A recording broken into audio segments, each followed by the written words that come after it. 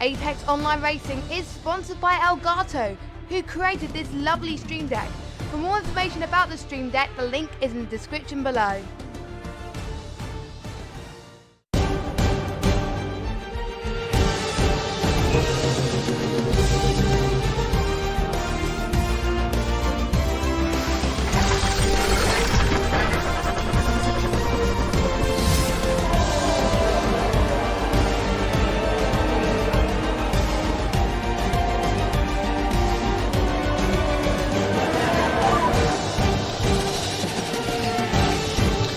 Good afternoon, ladies and gentlemen, mothers, fathers, daughters, sons, brothers and sisters. This is the return of the Apex Online Racing iRacing GTE League.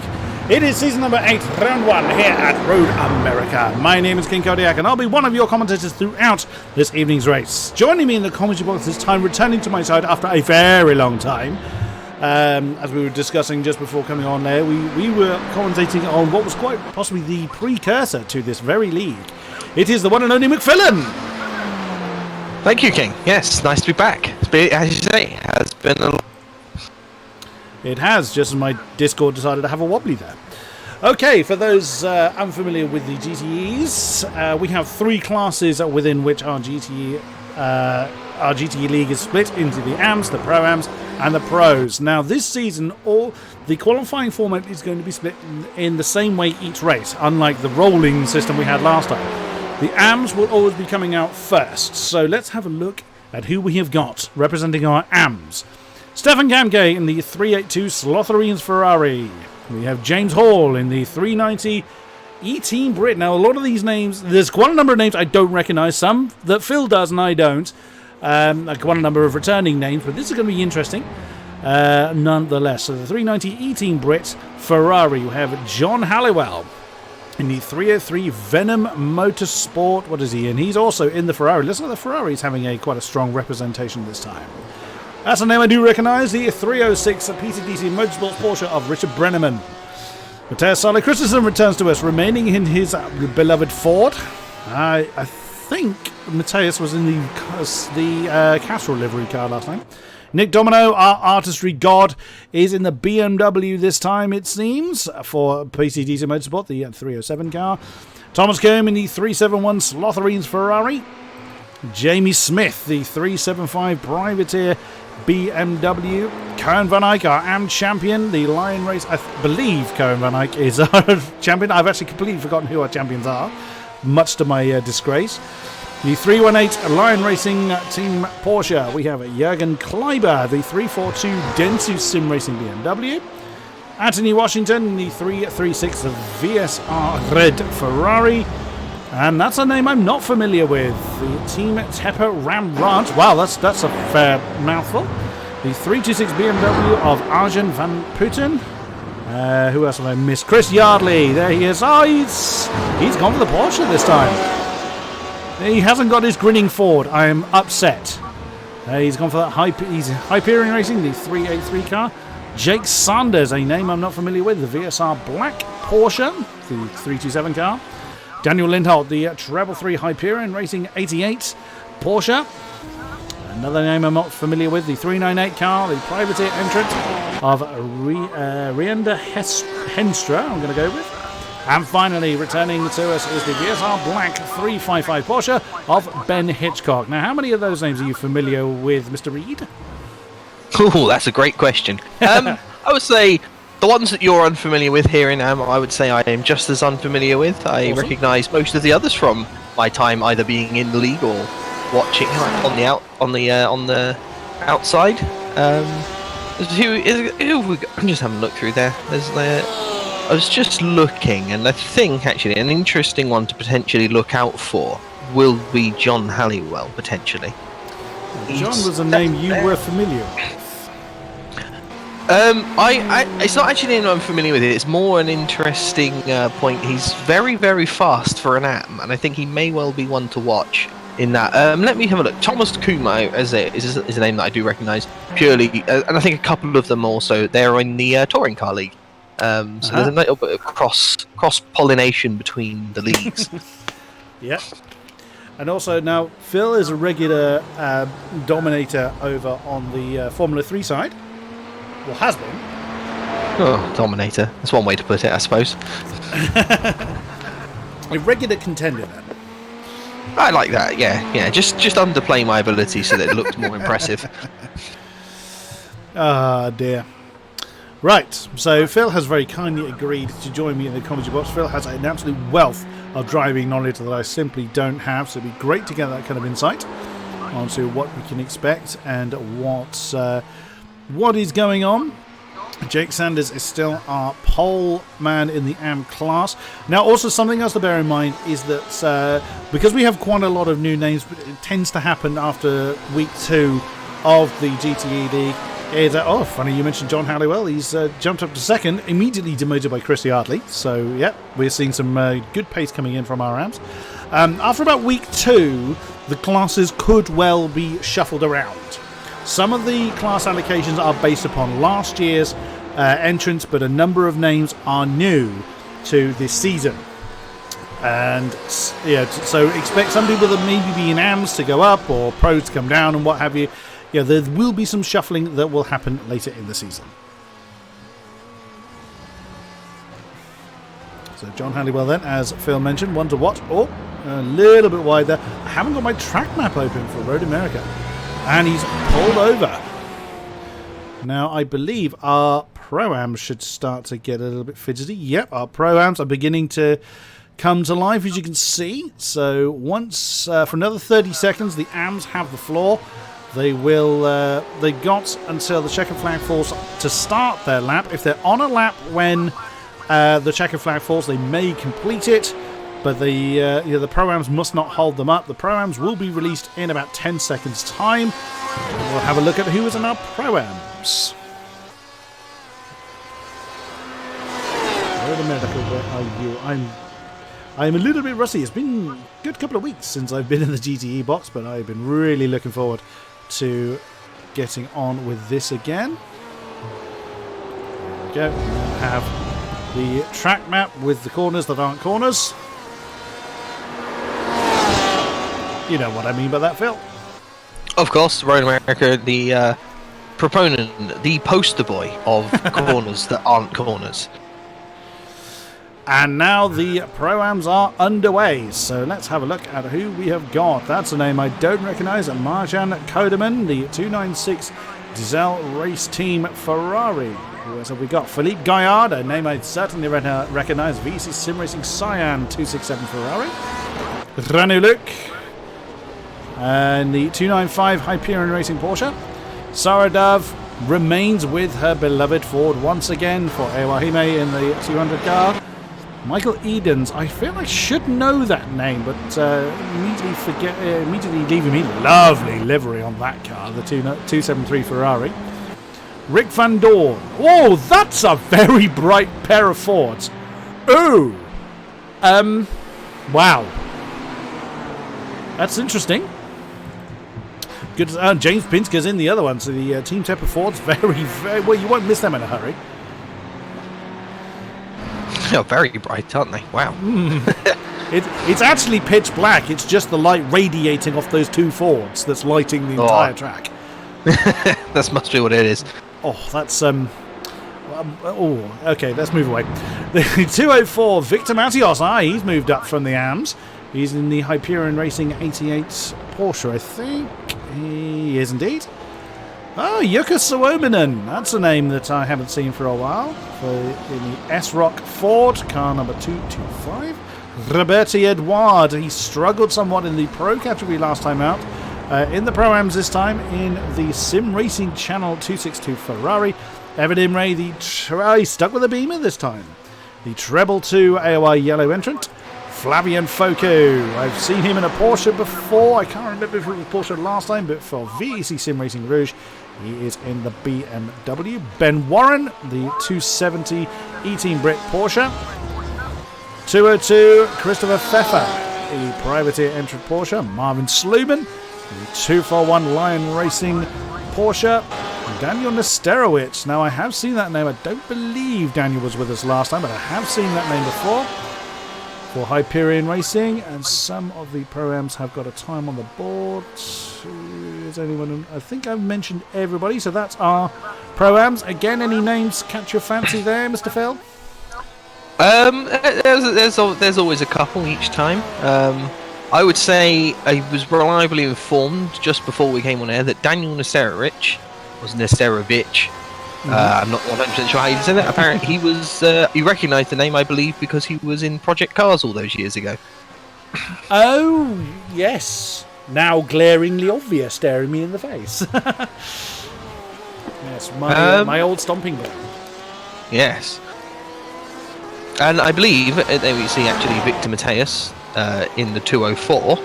I believe you said earlier that Cohen was our winner from last season. Oh, it was looking Victor, at the standings. It was Victor, wasn't it? I knew as I said it, I then questioned myself immediately. Cohen was a challenger for the AMs, yes. Hence why Victor is now in the Pro-Am category. And well deserved. So Victor, you may well castrate me later for that one. That is a lovely livery on the Hyperion team. It is, the Victor Mateus. Yeah. I think it was in the AMs as well. Chris Yardley was running that same. Nesterovich as well.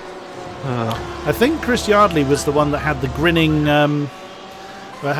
Ford. I always used to make me laugh, but sadly no longer to do so. Oh, James Pinsker. Now, James was a late entrant to last season, but was quite strong in his performance and has just taken the Pro-Am pole, and indeed the pole of the session with a 2:109, 24 thousandths ahead of Yardley. So we're starting to see the Pro-Ams now get into their order, but once again, really close time to seeing on the board. Yeah, that is very impressive. I think it'd be interesting to see just how much those Pro-Am times can improve, because I mean, obviously James Topinska currently on the Pro-Am pole, but like you say, only the 25 thousandths ahead of Chris Yardley in the AMs. And only less than 2/10 ahead of Matthias. Yeah, who is obviously the as we say, the AM champion. Yes. Current champion. Well, indeed. Now, did we mention Jukka Suominen? Was that the name we were talking about off air that we've talked about before? Was it Suominen? We have. Suominen is one of the people that has been around in business. I can't remember the last time he would have done the season, but he was definitely here, and I believe he was very strong in the time that when he was here before. Was he one of the names we were mentioning? When we mentioned a few names, we did. I think Jukka was one of them.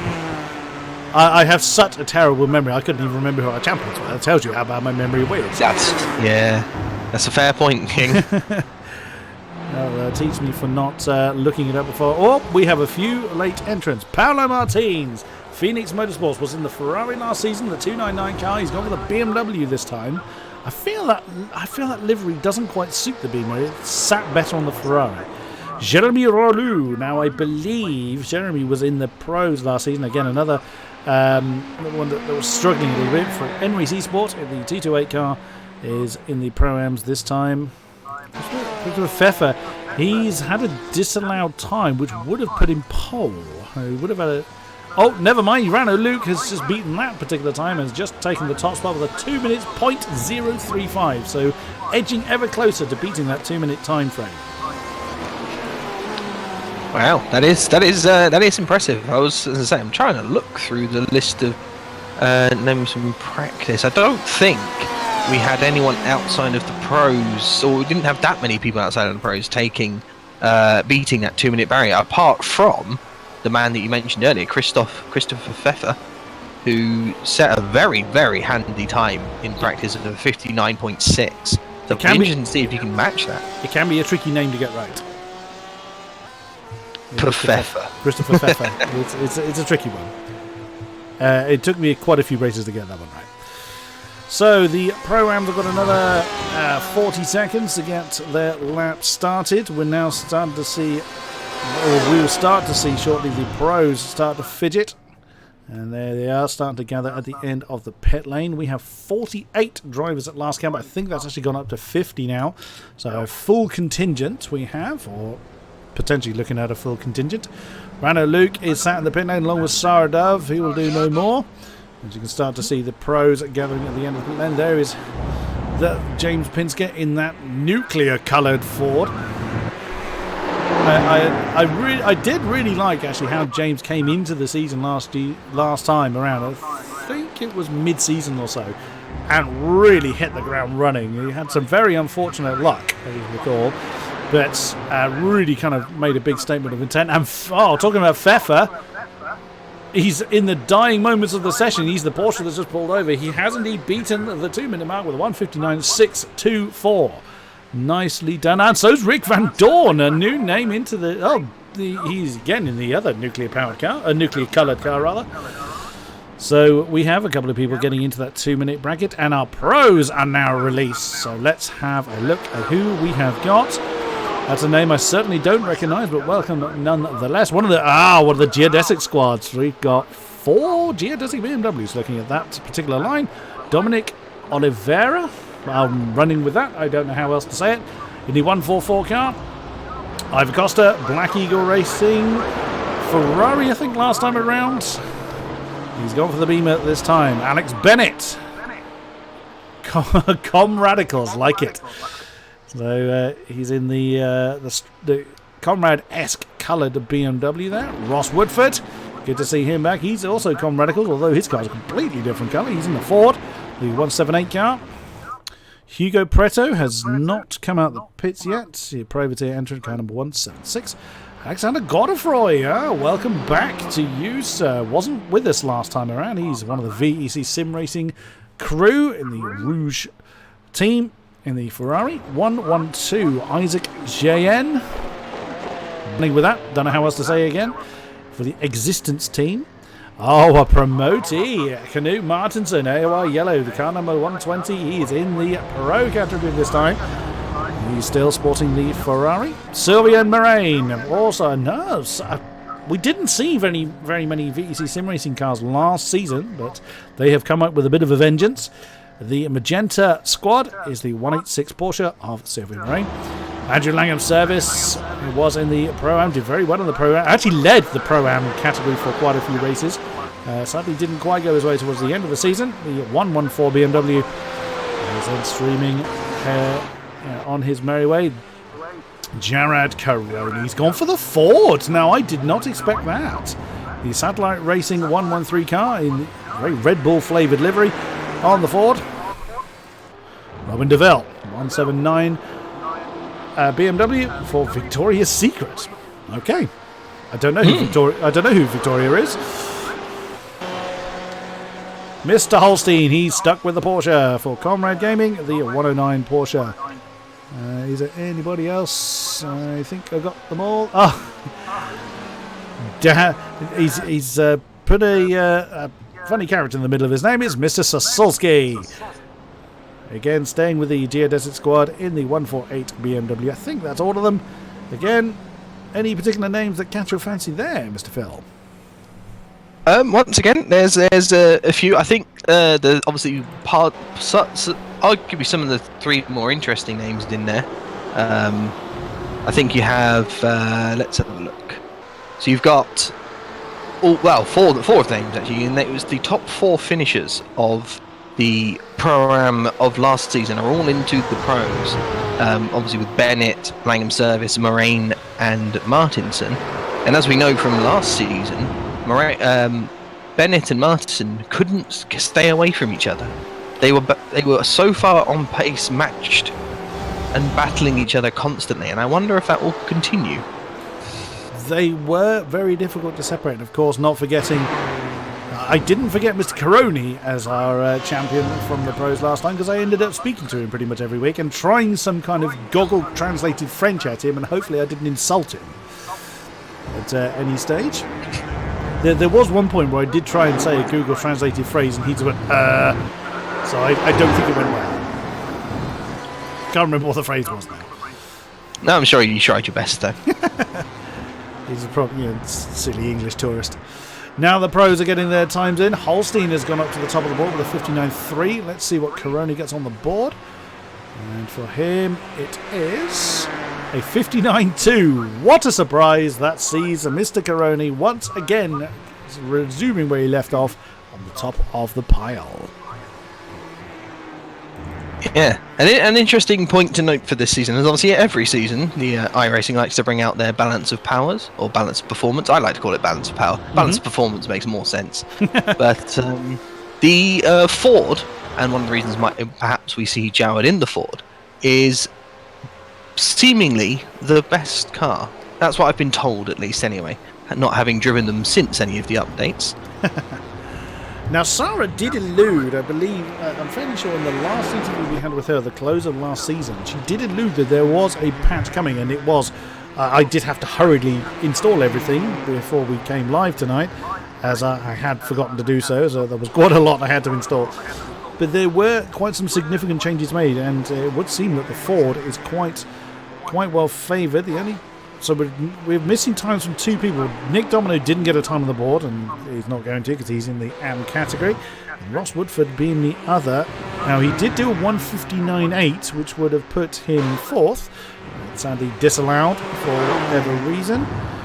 Mr. Phil, can you see the incident limit, perchance? Oh, that's a great question. The incident limit? Incident count. I can indeed see the incident count. Marvellous, so can I. So it's always something I try and check for, so we know who's about to self-combust. Because there's always a few. Especially at the beginning of the season when people are getting used to new cars. Yeah, or just be me and be close to it every time you do a race.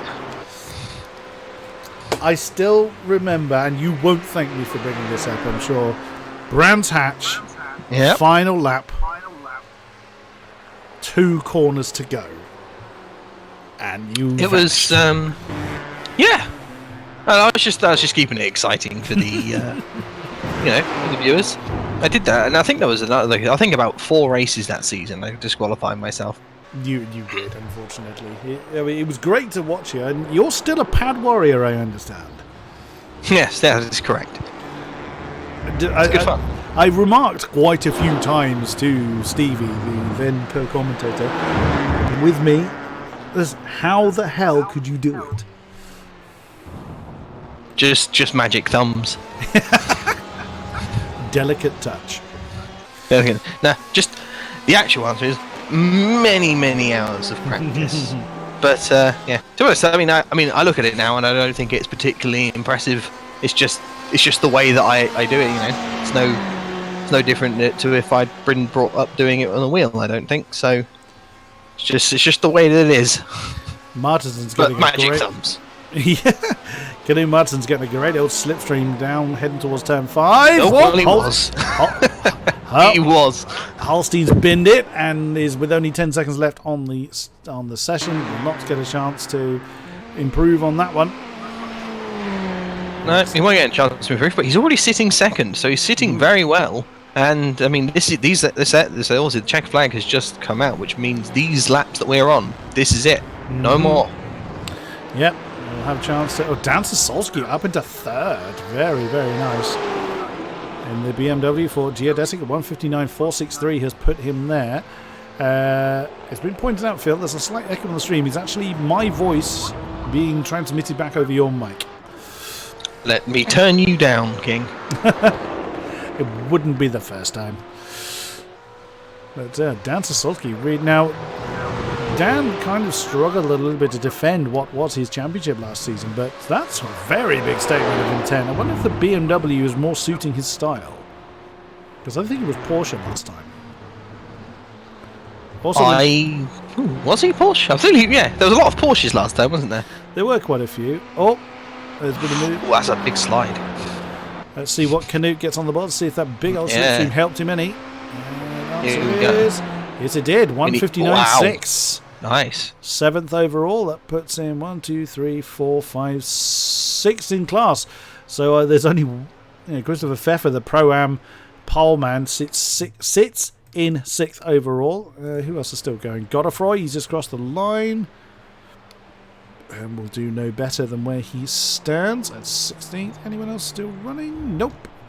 No one else is still out there on a lap. Oh, it's Sasolski. No, Sasolski is done. He could do no better than that spot. Right. Let's have a look at how our grid is going to sit. So for the first race of this season, it is Caroni once again picking up where he left off from Holstein this time, taking up the front row. Then it is Sasolski, Woodford, Preto, Pfeffer taking the Pro-Am pole, Martinson, JN, Van Dorn, Luke, Matthias, Bennett, Pinsker, Oliveira, Yardley taking the AM pole, Godefroy, Halliwell, DeVille, Dove, Van Eyck, Edens, Godeman, Costa. Wow, Ivor Costa right the way down there, 23rd. Did not expect that. Suominen, Sanders, Sluman, Langham Service, Putin. Wow, Andrew Langham Service again struggling somewhat in the BMW, it would seem. Warren, Hitchcock, Linholt, Gaillard, Kamke, Moraine, Bredeman, Foku, Hall, Edouard, Rollu, Martins, Coombe, Nesterowicz, Kleiber, Washington, Imre, Christensen, Smith, Henstra, and Domino bringing up the tail of the field. Let's see who we can find as everybody now grids up. So a few minutes for our drivers. Holstein's the only one there. We're still actually in the qualifying session. We haven't moved over yet. The only car I can find is Mr. Holstein. Yeah, well, he's obviously been kind enough to just not leave the car to give us something to look at. Right, now we head into the gridding part. So is there any changes that go on in this particular part? What goes through the driver's mind at this point, Phil? Well, I know for a fact for a lot of the people that I race with at this stage, it's in certain races it's discussing exactly how much fuel you think you're going to need and that kind of thing, and how long you're going to go and when you're going to stop. And you sort of get that all into your head, and where you sort of think in the race that you might, as they do that pit stop, and then obviously you're just getting yourself ready. You sit down, a lot of people relax. I mean, I know for me, I just talk. I have a look to see where everyone else is around, see what positions they've been, but then you just get going. Because there's no park firming conditions, is there? You can change whatever you want to change at this stage. Oh, of course. Yes, you can change. There's a lot of people do actually have qualifying setups and race setups. Fair enough. How did you do it? How did you? How did I do it? I just ran with the same setup with less fuel. Okay. Well, that makes sense, because then that's what you're going to be driving for the next hour and 20 minutes when the session changes. So I can understand that logic. Yes. I mean, I must admit, for me, that was always the easiest way to do it. I know some people, they can just switch between the setups like it's nothing. Like, there's no difference between them at all. Even though there's clearly, you watch the cars and you just think, man, that car, you couldn't do that on the race setup. It doesn't matter. They can just go. Some people have that ability. I might need to make an adjustment to the stream later on. We'll see if it... actually, whilst we're in this particular phase, I just need to make a quick change to the stream that will pause the stream for a moment. So do bear with us. And there we go. Adjustment has now been made as we now head off on a formation lap. Or it is behind the... As you can see behind the pace car, it's a full lap of this particular circuit. Some of the older tracks require a full lap to be done. Some of the newer ones, it's only half a lap. So at this point, Phil, do the nerves kind of start to build a bit? Does the adrenaline start to get pumping again when you're actually rolling? What's going through your mind?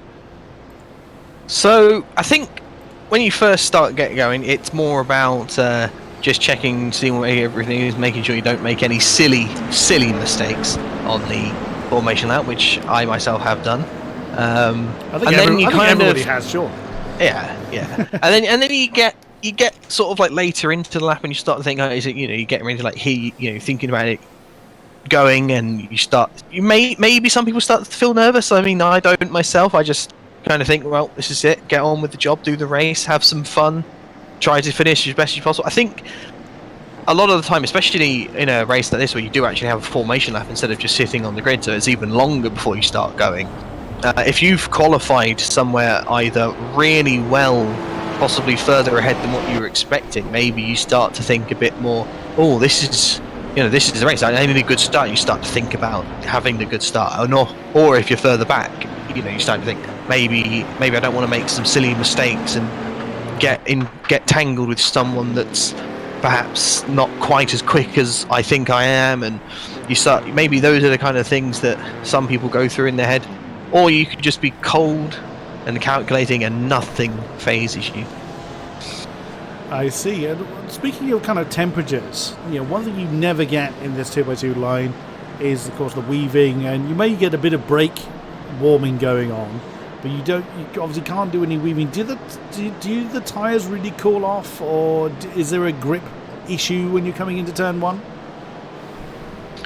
Interesting enough, actually, in these cars, with the way that it works with the current tyre model that's actually on these cars, the colder they are, it kind of works better. Like the grippiest the tyres will be right at the start, when they're a little bit cooler. And so obviously for these, you're thinking, you've got all that grip for turn one, and then you still can overcook it though. That does happen, where people think, I've got so much grip, and then they don't actually have that much grip, and they just understeer straight off into somebody else. Into somebody else off the track. Maybe they spin. Maybe they just take the whole grid with them. Hopefully that doesn't happen. We would hope not, although it would give us a lot to talk about. Now, it would indeed. With obviously the cars are at their heaviest now. Is that something you really feel? Do you really notice the extra fuel load at this stage? You absolutely do compared to qualifying. That much is for certain. It does feel very understated. I think it's more. There's a certain stage for certain different cars where you start to think, where the tyres overtake the fuel and that kind of thing. But right now they do feel a bit heavier than qualifying. You do notice it. But I think we're about to get going. We are. As soon as the lights go is when Mr. Caroni's going to floor it, and away we go. Wow, he's coming straight across the road to try and fend off. I don't think it's really necessary, but look at Holstein. He's already been mugged by Dan Sasolski, and the geodesic BMW still got 3 wide behind there. With may well be Preta that's in there. Wait until my names sort themselves out. We may well have already had trouble further back, but so far so good coming into turn one. Can't see any huge incidents so far, but may well happen later. Look at that gap that Caroni's got for himself already. That is 7 or 8 tenths he's got for himself. Sasolski second, Ross Woodford third, Preto fourth, Holstein down into 5th position. Now, of course, we've got an hour and 20 minutes to go, so initial position may not be of concern, but you still try and do the best you can from the start. And look how Sasolski is having to really think about that move coming into turn 5. Preto doing, trying to get further. A really big statement of intent from the newcomer. Oh, trouble! We have got trouble. Some names falling through the field. That is, oh goodness me, it's Robin DeVille that's had trouble. And he's sat there. Oh, yep, he's had trouble. I won't replay that because obviously the field is still pretty close together. It does look like Sasolski is beginning to make some inroads on Caroni. What happened to Mr. DeVille there? Oh, wow. It looks like Rienda Henstra and Matthias Arles Christensen was involved in that, as they've suddenly got 4x on their incident count. What happened there, Phil? So it looked like with Robin DeVille, I saw it picked him up. He was spun around, obviously, at turn 3. I'm just going to quickly have a look back as well. I saw also there was Matthias Salo Christensen had spun around as well towards the back into turn 1. Nasty. Let me get this. So as they come along to complete the first racing lap in anger, looks like Sasolski means business. He does not want to let Jared Caroni run off into the distance. We saw that a lot last season when Jared was in the Ferrari, this time in the Ford, and Dan in the BMW. Do I now have to call him Dane or Dean or something with that additional character who's got in his name? But that's the view from Hugo Preto in the Privateer BMW. Doesn't fancy a look into turn 1. There's not a very big braking zone into there, so not entirely surprised. There's apparently turn 2 down this little straight, now into 3. It's always the confusing part of corner numbers in this particular race. And then there you can see Holstein, that's currently behind Ross Woodford. Canoe Martinson, still in 6th position. Decent effort there. Pfeffer, the Pro-Am leader, is right on the AOR yellow Ferrari. It does look like the Porsche is going to... He's in the slipstream. Is Pfeffer going to make a move coming into turn 5? He's poised, but no, does not commit to the move. And making him think about it. Oh, what's happened to Coroni? He's been mugged already. Oh, look at that. It was just a straightforward inside manoeuvre for Sasulski into turn 5. Whilst I was looking slightly further down the field, Sasulski... wow, what a statement of intent from the geodesic. Well, that's a Holstein that vanished out of existence. That's a lag moment for him. He is back on course. Look at Hugo Preto. He is really keeping the pressure on whoever he can find ahead of him. Doing very, very well in his maiden race. Oh, Chris Yardley! Chris Yardley's in trouble. That's the wrong way, sir. In that very... Oh, the Taze dropped it too hard into turn 8 and has got himself away from the racing line. He's having to wait to get a good spot to come back on board, and there he is. Oh, that looks like more trouble. Pamela Martins. Oh, he's dropped it into the corkscrew. Evan Imre's in there as well. What's happened there? Oh, wow, there's been a big problem there. There's Evan. I think Jurgen, no, not entirely sure who's entirely around him. Oh, Evan tried to get on the inside of that Ferrari, and that's just caused a huge, great big incident. Oh, and then gets booted up the backside by the Ford. Oh, that's going to make his day that much longer. Yes, yeah, that is not a good situation for any of those cars involved there. That is a lot of time lost coming on the exit of the carousel there. How much, with that big impact that Evan had up the tail... Oh, we've got someone in the pits already. It's Anthony Washington. Anthony Washington in the pits already. Interesting. Let's have a look. I think he recovered to the pits. Yeah, his car looks pretty beat up. Yeah, that was the Ferrari that clouted the back of Evan. Yes, it is. Looking at it, yeah. That's the end of his day, I would have thought. Well, no, they can come. They have called me out. They can come back on track. They just tend not to. I just realised Ross Woodford has taken third position from Preto on the way down towards turn 5. Very nicely done for the comrade across the Ford. Wow, that is. I mean, I was watching it. Obviously, we were watching Hugo Prayton looked like he was pressuring Joward, and then all of a sudden Ross is now ahead of Hugo. So, and now is Ross going to be? And in fact, Joward looks like he's closed back in on Dan. Yeah. Now we saw a lot of. I think someone may have gone off into. I'm having a lot of lag problems here. Either that or. Yeah, there was. Yeah, that was an interesting touch actually. There was a touch between Hugo and Ross. Hugo just ran into the back of Ross slightly, and it did look like the rear end of the car got slightly buckled a little. So it'll be interesting to see if that's got any damage on the front of Hugo's car as well, and whether that will affect either of those cars going into the race. I am having major problems here. Stream side is just confirmed to me whether you think Dan is blinking in and out of his instance like mad. Or whether it is just... It looks like he's fine for me. Okay, I'm going to have to make one other adjustment to the stream here, which will cause the stream to stop once again. So again, bear with me. Apologies there, ladies and gentlemen. I seem to be having some technical difficulties for reasons as yet unknown. However, of course, whilst I looked away, there was an almighty great incident that's happened. Phil, what do we know? What do we know about it? Well, it looked like it was about a 4-stage incident coming into turn 1 on lap 4. A couple of cars got together and spun around. And then a couple of cars coming through perhaps didn't slow down enough for the incident. They got caught out. They started spinning, and then all hell broke loose while people tried to navigate through that. A few people hitting here and there. A few of the casualties. Andrew Langham Service now gone. Philippe Gaillard in the pits. Langham Service essentially completely quit the session. Evan Imre's now actually out of the session, but he wasn't a part of that incident. He was obviously a part of the earlier incident. He is disconnected as well. And there were a few other names in there, probably about 5 or 6 cars, all between turn 1 and 2, or 3 if you're Road America. And as the stream can hear, I am reconnecting to the session. That's what that noise was for. And unfortunately, my Atvo has now decided to have a fit as well. But hopefully, come back to us. Right, let's see if we can have a stream here.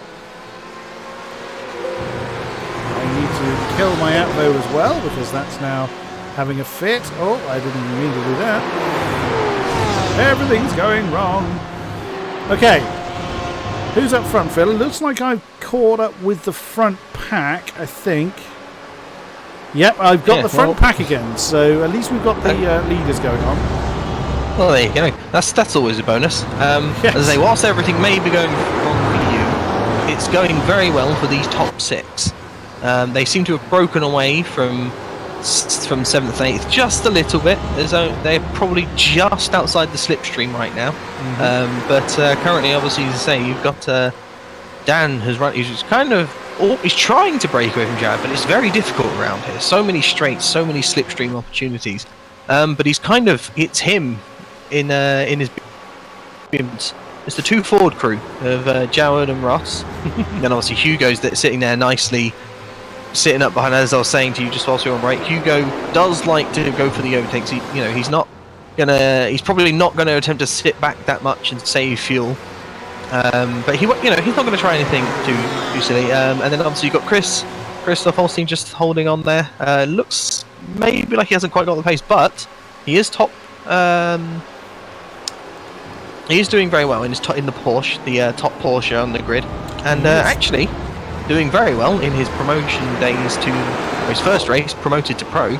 Gunnar Martinsson sitting there in the top Ferrari and doing a very solid job holding on to that. Kind of just falling off a bit of Christoph, but he's got a bigger gap behind him to Olivier.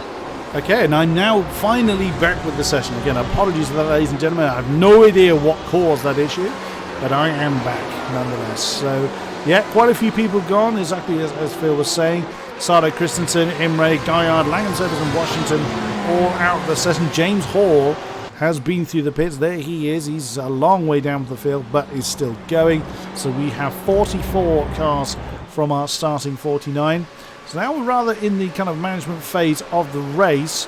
Caroni a little bit off the back of Sasolski at the moment. Ross Woodford is poised to keep pressure on Caroni, but as yet is kind of biding his time. Then Holstein, as you can see, on the back of a newcomer Hugo Preto, and Martinson not too far off the back of the entire pack.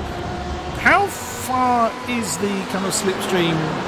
How close do you have to be to really benefit from it? Oof, it's going to take me back some time to remember exactly. I recall it being pretty strong still, around 1.2, 1.3 seconds, something like that, if I remember rightly. That's kind of when it starts. That's when it sort of starts, and then you get into like the within a second.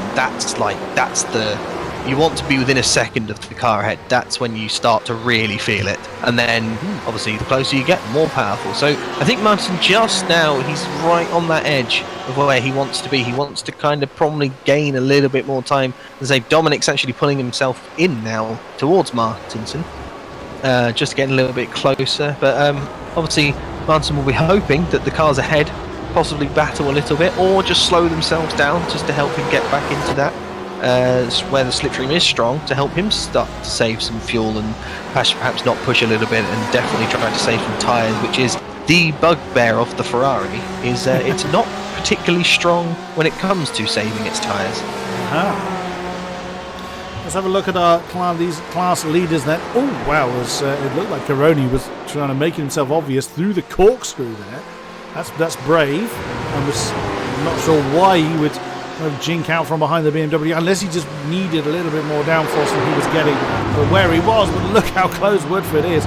That's from the nose of the Com Radicals 178 Ford. As you can see, the Red Bull liveried Caroni ahead of him, and again just not committing to the move. It does look like Martinson is starting to struggle to keep the pace of the top 5, but we'll see if he's able to close that back in with lagging Christopher Pfeffer couple of cars back in the Porsche. He is never mind, as I was talking about that, there's been a change around up front. Let's have a look at this. It was Woodford. Oh, that was Woodford going wide and letting Hugo Preto past, and then you've got Holstein that is, I think, has been side by side with him all the way down this straight, or very much in the attacking position.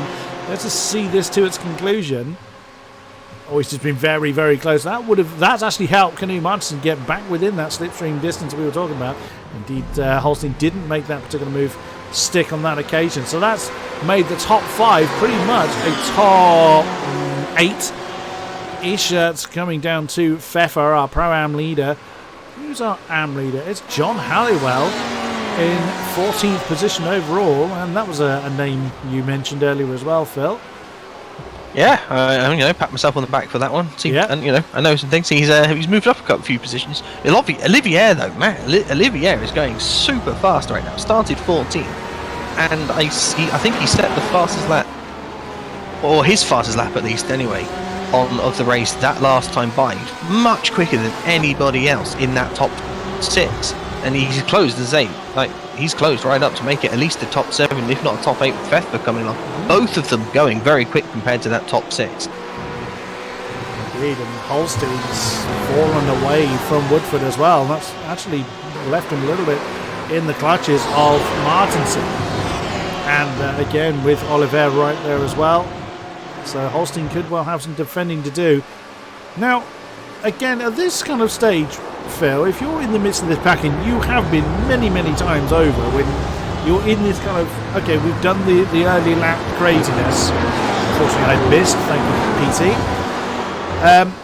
How much are you able, I mean, look at Caroni, for instance. He's now lost 8 tenths, nearly 9 tenths to Sasolski, and he's got Preto and Woodford all over his tail. What do you kind of focus on your own lines? Do you kind of think, okay, we're all in the management phase, we're all going to take it easy, or do you have to bear in mind that you've got this pressure from behind while still trying to keep pace with the one in front of you? I think it's probably a combination of all three. I mean, wow. You're sitting in Joward's position right now, and you're thinking, well, I want to catch up to Dan. I'm thinking ahead. You're thinking about your own race, just trying to get the pace together to try to catch up to the car ahead, because you don't want to lose that gap. But at the same time, you've got a car behind. Well, they also don't want to lose that gap. And if they're thinking that you don't have the pace, they'll try to make that move to then try to catch up to the car ahead. But also, you've got that thing in your head, but maybe the car behind, they want to manage it as well. And so maybe you're thinking, oh, well, they're not going to go through. So you're sort of, it's trying to work out exactly how you're feeling right now. And then if you're sitting there thinking, no, I actually do have the pace, and I can show that I've got the pace, you're probably okay from the car behind, because they're not really looking to start losing time fighting at this stage. But so you're really what it is trying to work out exactly where your sort of pace is in your head, whether you can show it. And then if you're thinking, oh, actually I'm a bit struggling, you've then more looking behind, because whilst you think, oh, I can keep in that slipstream of the car ahead, they're going to want to try even harder. Because as soon as they think that you're going to make a mistake, lose a bit of time, and lose them time, they don't want to be behind you anymore. I think that's what happened with Oliver and Martinson last time around, coming into turn 3, where we saw the BMW dive on the inside of the Ferrari. It didn't look like Martinson really defended that too much. It could be that Canoni is struggling somewhat with that top pack pace. And he's actually, again, in the clutches. Now, Christopher Pfeffer, our Pro-Am leader, as he's wandered off the road, he's lagged, which could be part of the reason why it looked like he was disappearing off into space. But he is still going, as you can see. Let's have a look further down. Newcomer Isaac JN. Again, hopefully I am pronouncing that even vaguely correct. Being chased by Alex Bennett. His debut in the Pro category for the Econ Radicals team. Then it is the two rather distinctly coloured Fords of Rick Van Dorn and James Pinsker for Team Tepper. Oh, Renault Luke has just lost a spot too. That was John Halliwell diving on the inside of turn 1, I beg your pardon, in the Venom Motorsport Ferrari. I'm actually going to look at that again. So I bet that caught Renault Luke by surprise somewhat, and that's jumped up to the top. That's not what I wanted to do. Where's Halliwell? There he is. Just as the move ended. I bet you Renault Luke had a bad exit from that final turn, and John Halliwell just had that much more pace and just absolutely flew past him. Although he looked a little bit deeper there into turn 5, but manages to keep going. Victor Matios right there as well in the Hyperion Racing 88 Porsche. I thought there was trouble further up, but that was probably a lagging Christopher Pfeffer again. It causes my numbers to go completely bananas. This is why I react when there's sometimes nothing to react to. We've had another victim of the race, James Hall. There he is in the E-Brit Ferrari, car number 390. He's had problems. He had problems a few laps ago and is no longer in the race. So down to... Sala Christensen has actually returned. So we're still at 44 cars. There's one's out and one's back in. But look at this big pack up front. The top 5 all just following on from Sosowski. Here's another question for you, Phil. Something that me and Stevie used to kind of surmise about quite a lot. Will Dan be using more fuel as he's the lead of this train? Now, in theory, he should be, because the others, because they're in the slipstream, one, that just kind of, you're obviously using the engine a little bit less, it pushes a little bit less, through thinner air, and so obviously it works slightly less hard, but also they'll be gaining. They'll then just be lifting off and coasting a little bit coming into the braking zones, because they're gaining that time in the slipstream, so they have that opportunity. So in theory, they should absolutely be, Dan should be using more fuel than the others. However, if he's managing it well, he can also still be doing that sort of fuel saving thing, just like they are, knowing that they're going to be backing off. He can sort of back off a little bit early and then push it. But yeah, looking at, based on what I've been seeing, it does look like he's probably. It's difficult to say because his pace isn't it's not. It's pretty good. Last lap actually was a very good lap. I think they sort of all picked up the pace towards the front actually on that last lap. Towards the sort of back of the 5, because actually Dan's lap. I was looking at his best lap, not his last lap. His last lap was a bit slower, and that's what I'm seeing. So he's obviously not right now pushing over that limit. So he'll probably be saving a decent amount of fuel compared to himself and what he could be using if he was pushing flat out. Whether he's saving enough compared to the others, lap times are pretty equal. Another one in the pits, Rienda Henstra. I think he drove into the pits, so he did indeed. So that's a little early. Will he make it fuel-wise? So I don't know what the fuel usage rules are this time. It's a great question. I think it's still quite limited, so I think that's possibly a little bit early. I'd have thought so. We were kind of expecting more towards the halfway distance for the pit stop, as my good lady is just coming back from... You're going to tell me off in a minute. There we go. Yep. My good lady's returned from where she has been.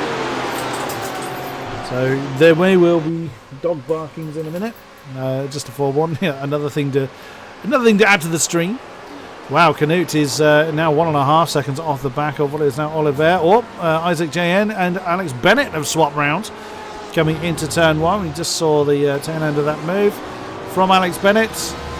Again, I would imagine a bit of overspeed then from the BMW. If Isaac's had a pretty bad run from that final turn.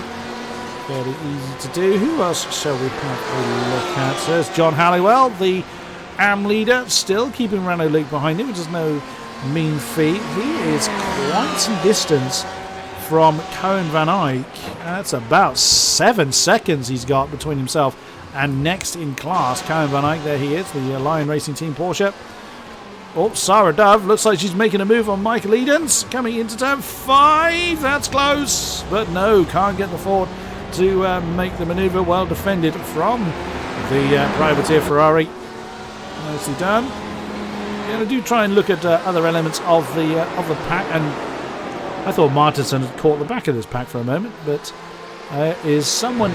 Oh no, that's Oliver. Sorry, I was slightly confused. I wasn't used to this... this pack being bookended by geodesics. Of course, Oliver has gotten past Martinson, has now really joined this pack. And at the moment, Martinson is close to that pace, but not quite there. So could well continue to fall off the back of this pack. Is this going to come down to pit strategy? Is it going to be a case of who jumps first? Do you think, Phil? We've got so many cars together right now, all so equal on pace, all probably thinking that they can do the business on their own. It may well do. It may well come to this pit strategy, like who can do the shortest pit stop. That will certainly help them, but as I say, with this track, if they can get anyone in the slipstream, you can just sit behind, although it looks like here, Hugo and... maybe it's 3 wide. Oh, no! Oh, yes, there's going to be problems. That's Jared Caroni that's gone for a spin along with Hugo Preto. Oh, and Holstein's been caught up in that as well. Oh dear, when there's been an incident, it's been pretty disastrous. And that is Holstein and Preta that have teleported back to the pits. Caroni has chosen to continue. Oh dear, let's go back a bit. Let's get an above shot on that if we can. If the I've gone back a little bit too far, I think. That's not the car I want to look at. Or is it? Yes, it is. That's Jared Caroni. Okay, the replay is not wanting to let me look at that, which is slightly annoying. There's now Jared Caroni behind James Pinsker. That's going to make Jared's title defence somewhat more difficult. Although, it does look like, from a casual expression, is there much damage on his car? I mean, I would expect there's probably quite a lot of damage. He took a fair old whack from Holstein on the front right. Yeah. Let me have a look. I'll get on my front right camera. Hugo Preta is out of the yes, there session. is some damage on there. So yes, Hugo unfortunately took a hit into the wall. He did have an argument with Concrete, and well, that's completely shaken up that top pack now. Well, there isn't a pack there at all. It's now Woodford on the back of Sasolski. Oh, never mind. The Ford now having a crack at the Geodesic BMW. That does not look like it's a let through. That is Dan defending the inside line as best he can. Ross nosing into the lead briefly, but the Geodesic BMW having the inside line coming into turn 12. Now, would I be right in saying now that pack is completely dissolved? Now it's going to be, right, let's scrap for our respective positions. Would that be fair to say, Phil? It's certainly more fair to say. I would suspect that both of them together, they're probably thinking, right, we're the two fastest here, or along with Olivier, they're probably thinking, well, we are the fastest here. You know, 3 of our competitors have gone. It's kind of us in the top 2. Why not fight? So they do have to be wary of Dominic. I mean, he is going very fast. He is occasionally going very fast. He had a really good run up until his last couple laps. Obviously, the last one would have been affected by that incident. But he's kind of got that gap now that he has to try and overcome, which obviously that's going to use more fuel. That's a problem. Sorry to cut you off there, Phil. That's a problem for Jeremy Relu, and Sarah Dove's in trouble. Something's just happened to Sarah Dove whilst I was looking at Jeremy Relu's spin. Oh, the tail just let go on the Ford. The tail did just let go. Yeah, I think that's a kind of characteristic with the Ford, though. The Ford is the most odd car of the 4 to drive, I think. It kind of doesn't really drive like a GTE car a lot of the time. Kind of like a toned-down prototype. More like what it is. And it kind of does have the rear end all over the place. Oh, actually, if we... Did we say there was a change for the lead? Because we haven't a change for the lead. We haven't said it, but I brought it up on stream whilst you were just explaining that point from the Ford. Ross Woodford has indeed gotten ahead of the Geodesic BMW down to Solski, and is looking to set about trying to get away from him, it looks like.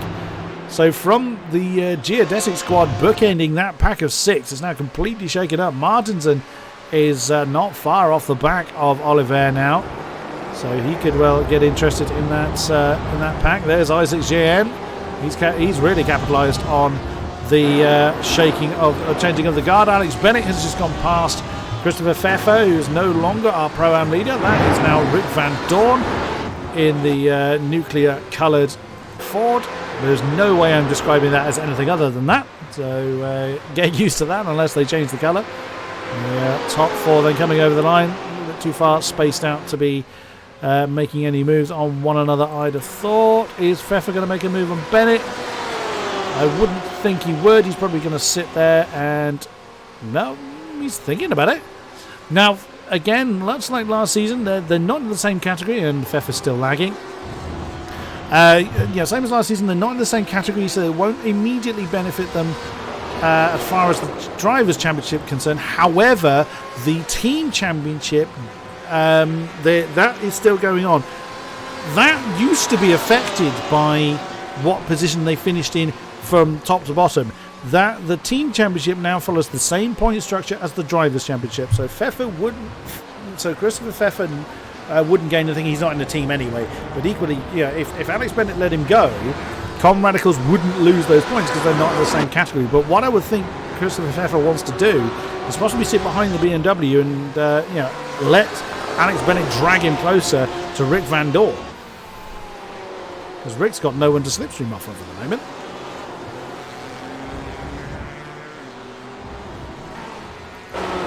Oh no, I was going to say, wow, John Halliwell, our AM leader, now up into 10th position with the changing that's gone on. The issues that have been befalling some of our pro drivers. The other thing that we've lost Flavian Foku as well. What happened to Flavian, Phil? I will have a look shortly. Let me just get hold of Flavian. There he is. Let's have a look. Let's zoom back. Now the ever-present incident limit is right there for a few of our drivers. Newcomer Rienda Henstra is on 19 incident points, and he's got he's got half the race to do. Slightly more than that indeed, so he's still got a long way to go and only one incident point. If he scores one more, that is it, he is gone. James Hall, who was in the pits for 12 minutes, he's back on track for E-Team Brit. I mentioned that he may well be out, but he has rejoined the track. He's on 16. Sala Christensen, as we know, has been involved. If you he was 17 minutes in the pits, but is back on track. He's on 10. Paolo Martins in the Phoenix Motorsports BMW, he's on 14 incident points. So again, he's not got too many to play with. Oh no, we've got some shuffling going on. That's Yardley. Chris Yardley in trouble. Oh no, he's hit his teammate, and also been caught by what looks like that's the Black Eagle Ferrari, I think, that's gone past him. So Nesterowicz, that's Daniel Nesterowicz in the 264 Porsche that was caught up in that particular incident. It was Beck Bradley, was the Sim Racing Channel Ferrari of Roberto Edouard that managed to avoid that entire incident. What happened to Flavian, Phil? I can tell you what happened to Flavian. He received a throughput input. Unacceptable level. So he's out. Internet has decided to move on from you to him. Yes, the curse continues to move. Ben Warren and Sylvie Moraine just swap around. So down in 23rd position. There's lots of fighting going on, so we do try and have a look at everybody, but there is a lot of people to keep an eye on. Holstein has yet to return to the track, and it's debatable whether he will, as we saw earlier, he was involved in that very big crash coming into turn 1. Hall and Christensen, as we know, have rejoined. Ross Woodford now a second ahead of Sasolski. Will the geodesic pair try and slipstream off of one another to catch Ross? It would be in their best interest to do so. Like I say, Ross is kind of pulling away a little bit. He's not quite out of that slipstream range yet. Obviously, Dominic is much closer to Dan than Dan is to Ross, and that's certainly going to help Dominic catch up. Whether they'll actually start to work as a team to try to catch up, it's quite difficult sometimes. If you don't quite have the overlap, then you can actually start losing time if you're not quite doing it properly. So you've got to be really in tune with the slipstreaming tactics to get them to work properly, as Ferrari and F1 can tell you. Yes. Now, we were always told last season, and we're assuming with this rule carrying on, there was no team orders at geodesic about letting anybody through, and the drivers can decide that between themselves, and generally they would, from what we understand, but there's no hard and fast team orders going on. I mean, you certainly wouldn't expect it in the opening round. Wow, Oliveira is very close to Sasolski now. So there may well be a swap around in the geodesic pair. Christopher Holstein's reported he has 14 minutes worth of repairs, so is not going to be returning to track. So that is indeed a great shame. The 109 Porsche has indeed left the session now. So that's definitely confirming he won't be returning. A great shame for our multiple champion. That is a great shame. That is a really, really big shame. Just Flavian Fouquet has returned to the session. He is connected, not back on track, I suspect, but has connected. I tell you, Dominic is doing so well. I mean, I commented on earlier where he moved from 14th to 7th. Obviously, he's now running 3rd, so he's moved all the way from 14th. Behind some pro-ams and obviously not having the qualifying that he would have liked. He is now sitting 3rd and right there with the leaders. These are the leaders. He is from 14th to the front group. And he's on their pace as well. He's not just there by exactly. Luck. He of this top pack, he actually has the quickest, fastest lap of them all. Now the actual fastest lap of the race, I believe, was Coroni, Where's Jared gone? Oh, there he is. Oh, no, it's not Jared actually with the fastest lap. Hugo. Oh, it was Hugo Preto that has gone from the session. Yeah, 2 minutes, .048. Now, they would have slipstreamed off of one another quite a bit to achieve that, I would have thought. Again, Oliveira is... It does look like he's sizing up Sosowski, but again, just could be managing his time. I would expect to start seeing people in the pits within the next few laps as we are getting to the halfway stage. The overlay is telling me it's going to be 40 laps. It's not a lap count, it is a timed event, same as last season, as you can see in the top left corner, with less than 43 minutes to go. So as soon as the checker flag falls, that is, the lap count can come down as a result. Oh, that's Ivor Costa coming past Cohen Van Eyck. And really flopping back round again.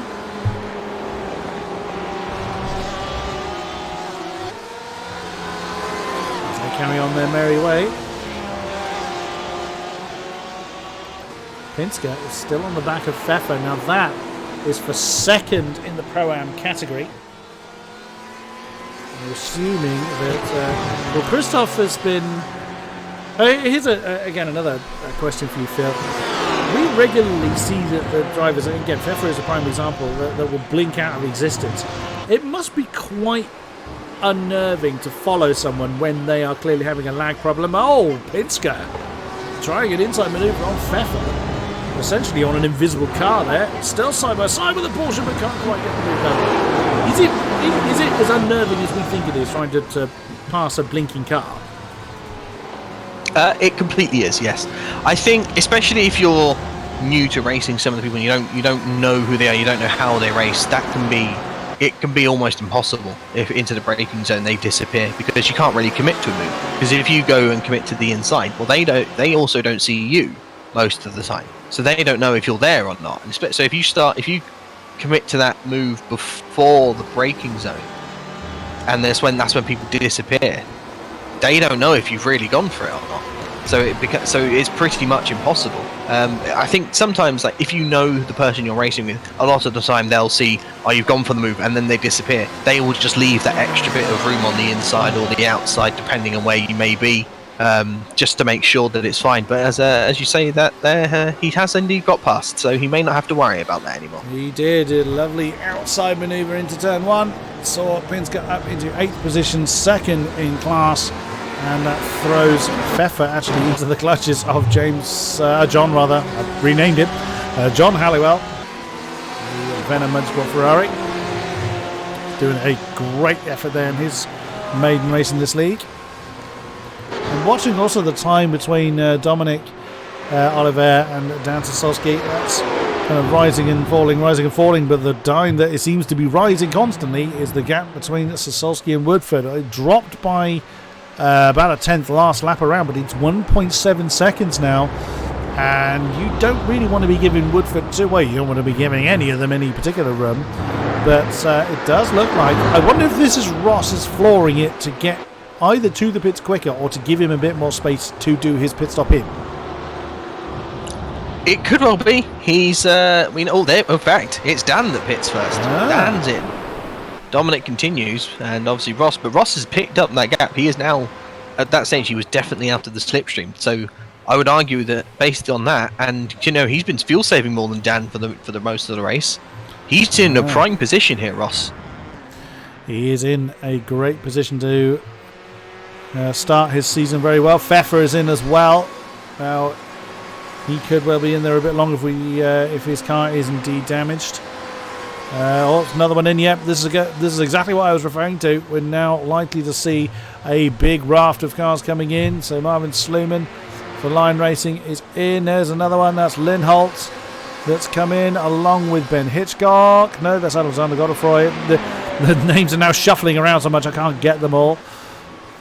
But yeah, Ross Woodford doing what he can. Of course, he doesn't want to push it too hard and fly off the road, but doing what he can to give himself as much of a cushion as possible. There's Oliver now up to second. Let's see what happens. So when you've been running for this length of time, obviously the fuel's gotten less. Do you notice after the pit stop that the car is that much heavier, or is it not that much of a noticeable difference? Yes, that is the one time that you really do feel the car loses pace. Coming straight out the pits, you don't change tyres, not here, not if you want to keep your positions. So you keep on the same old worn tyres, and you put in that extra bit of fuel. Yes, you notice that. It's some cars, I think, possibly more than others. I know that the Ferrari hates that stint. Those first few laps coming out the pits on the not quite full tank, but filled up enough that it basically becomes a little bit of a tank. It doesn't really like to go and turn corners. And interestingly, actually, Ross Woodford continues for another lap. He does. And I wonder just how much... Oh, Dominic, I just That was switched him close. as I was... that was close. That was very close. But yeah, Ross, interesting, going for another lap. Martinson as well, going for another lap. But Ross, he'll probably have to... Well, he'll definitely have to fill a little bit less in the pits. And he's continuing going. He's got completely clean air. He's just going to be driving to his Delta. He does, like I said, he sits really pretty right now. Lot of cars in the pits now. Oliver, Rick Van Dorn, Alex Bennett, James Pinsker, John Halliwell, Rano Luke, Victor Matios, Michael Edens. I can't keep up with them all. Ivor Costa, Karen Van Eyck, Arjun Van Putten, I think, is in. Yeah, there's a lot.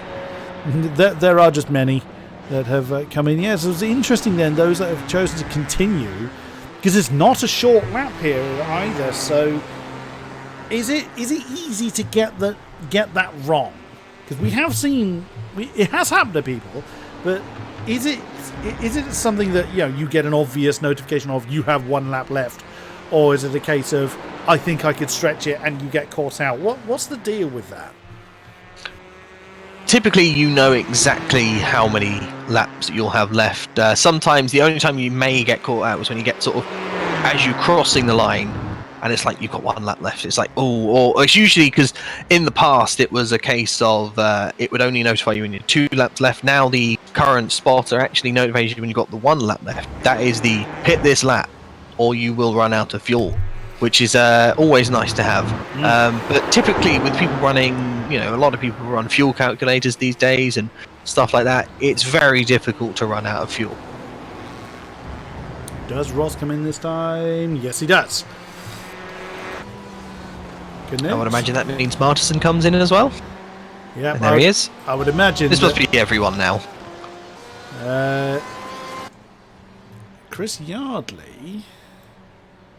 Oh no, he did drive him. So I thought he teleported him for a minute, and he's now underway. He's had a longer stop than the others. Yeah, surely this is going to be. Yes, and sorry, just to cut you off, just an interesting point. I can tell you that Olivier is ahead of Sasilski. He is by 1.2 seconds. There they are. So the geodesic pair have swapped rounds, and Dominic was 1.1 seconds quicker in the pit lane. So whether that's because of his rather enthusiastic entrance, obviously didn't cause him a penalty. It's a slam dunk 15 second, is it? Stop go penalty, or 10 second stop go penalty if you speed in the pit lane? It is 15, I believe, is the correct amount.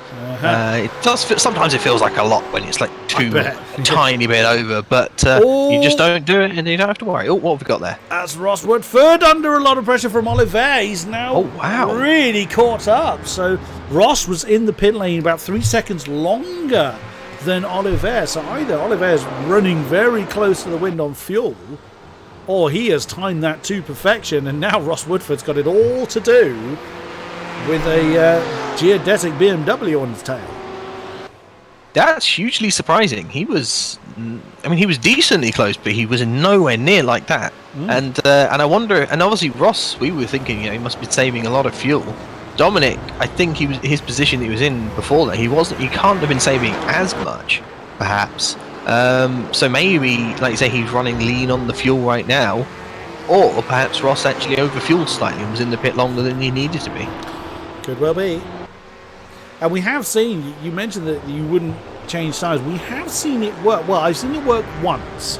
Admittedly, it was the wild card race last season, that crazy track that I remember Sarah Dunn won the Pro-Am category in really interesting circumstances on the final bend of the final lap by tangling up with whoever was leading the Pro-Ams at the time. I've forgotten who. And that was the race Ivor Costa won, because everyone else, not because everyone else fell off the track, but a lot of people didn't deal with the bumps well. I'm trying to remember where it was. Phillip Island. Phillip Island, yes. I kept getting the corner because I kept mixing up turns 2 and 10, I think it was. Very easy to do, both hairpin. And it was in the dark. Long hander up, yeah. It was in the dark. It was very dark. I remember watching that race. I was actually in the session watching the race, and it was dark. It was very difficult. Some of those corners were very hard to see. I'm actually noticing, interestingly enough, I don't know exactly what. Yeah, the in-session time here, every people's headlights have actually come on. I'm starting to see. I'm starting to see the headlights shining. I don't think it's really dark enough to warrant the headlights coming on, but they're on either way. Pro-Am leader, Rick Van Dorn for Team Tepper. That is Alex Bennett directly behind. He is in the pros for Comradicals in the BMW, so he's 6th in class. And Rick Van Dorn then leads the Pro-Ams. It's his teammate, James Pinsker. He leads by about 6.5 seconds. Oh, Pfeffer has lost a spot to Ivor Costa. That's an inside manoeuvre from BMW. He's gone too deep, and the Porsche's going to come past him. No. It looks like Pfeffer backed out of that one. Didn't fancy going side by side with Ivor Costa, the Black Eagle BMW. Oh, another change. Oh, whoa, that's Robin DeVille and Ben Hitchcock, I believe, side by side coming into the first turn. That's quite a pack there. So that's Alexander Godefroy in VC Ferrari, then DeVille, the victorious Secret. Then it's Hitchcock, Ben Warren, and Sylvia Moraine in that particular pack. That looks like especially in the closing stages, I imagine that's going to be a hell of a squabble. Does anyone have 0 instant points? That's something else I tend to look for, because there's still bonus points for that, isn't there? Yes, there are. I was able to see the incident count in the qualifying. However, I have lost the ability to see them in the race, which is a bit of a shame. But it is what it is. That's very strange. Marjan Kodeman for Diesel Racing Team. The 296 Ferrari has got 0 and is the only driver to do so. And as I thought might happen, Rienda Henstra has hit the instant limit and is out. Oh, Salo Christensen's in the pits again, but then he was in the pits due to heavy crashes first time round, so this will be the pit stop he had to do, because there's no way his fuel would have lasted long enough. He's on 18, so he's got to be careful. Thomas Coombs on 19, so how much does that weigh on your mind when you're trying to kind of run your race or race against those around you, and your instant count's higher than you would like? How much does that weigh on you? How much does that affect how you attack the rest of the track and the rest of the race? Now, this is something that I have a lot of experience in. It does. It really does. You cannot really push to that limit that you want. You do lose a tenth or two at least, just trying to not, because sometimes some of the things you'll do, like maybe you do like a little run wide, especially like this track at like turn 6, something like that. It's so easy to just run it out a little bit wide, and you sort of think, well, you've got a lot of the time you think, well, I've got the incident. You're not intentionally trying to run wide to gain time, because you don't gain time out there. But you also think, I'll just keep my foot in a little bit. Oh, sorry, where are we going? Someone's flown off the road rather backwards. I was trying to identify who. Let me just come back a bit on the... Unfortunately, my replay function seems not to be doing anything. There we go. Now, I saw someone fly off the road backwards, and I'm trying to identify who it was. Do you know where it was? I can go and find it. It was at turn 3. Oh, there we go. Oh, whoever it was is... it was Salo Christensen. Having a bit of fun then. I believe it was Salo Christensen. Yep, there he goes. Bonk. So I wonder if that's an incident limit. Yes, it is. He hit the number 20, and he has gone. He did it in rather spectacular style, I think you'll agree. It was quite nice. He kind of just decided that the brakes weren't going to work anymore. Oh, DeVille is putting the pressure on. Oh, Sarah Dove and Daniel Lindholt swap round. The treble 3 Hyperion Porsche has gone past the AOR Hime Ford. There's Godefroy and DeVille right there as well to carry on the fight. That's what, 20th overall. Well, 19th including Lindholt. Oh, wow, Sarah looks like she's struggling a little bit as the VEC Ferrari then looking to make a move. That's the view from DeVille. Where's he going to go? He's rather boxed in there. Oh, trouble as well. Whilst we're looking at that, 3 wide. Ivor Costa's in trouble. We'll have a look at him in a minute. When this 3 wide is... I assume that... Oh, wow, that's close for DeVille. And that's indeed... Godefroy has headed that one, so Sarah Dove has lost a couple of positions. Now, what happened to Ivo Costa? Let us see. Mr. Ivo Costa has spun at turn 1. Oh, yes, he introduced himself to the tyre wall. Just a little too wide, got himself out of the way, and then returned through the pits. We may or may not see Ivo Costa later, but that was quite a shunt. It certainly was. He got very, very lucky not to bounce back onto the track as well. The tyre, I'm going to suspect the tyre barrier probably doing its job there just to help it not quite bounce back all the way, but he was very close to catching someone out there. But luckily it looks like everyone got through, which is always good to see. An interesting thing is Dominic and Ross right up at the front. Dominic is way within the slipstream now. He is not quite on the back, but he is there. Very much so. Sarah Dove is falling and falling badly. She's 7 seconds off the pace. What has happened to the AOR Hime Ford? The front looks okay. The tail looks alright, so has she got a problem unless she's underfueled? Oh, she might have done actually. She was in the pits a good 10 seconds less than everybody else. So, that'll be an underfield, so you can see how much time she's losing on the straights. Oliveira, I thought he was gaining on Ross then. 26 and a bit minutes to go. It'll be when people start to think about the moves they want to make. And the geodesic BMW keeping the pressure on. This will be a hell of a...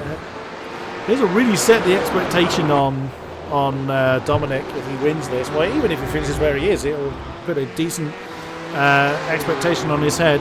Is that something you think about as well? You know, if you're either having a bad race by your own standards, or if you're higher than where you think you need to be, does the expectation on you play any part on how you race?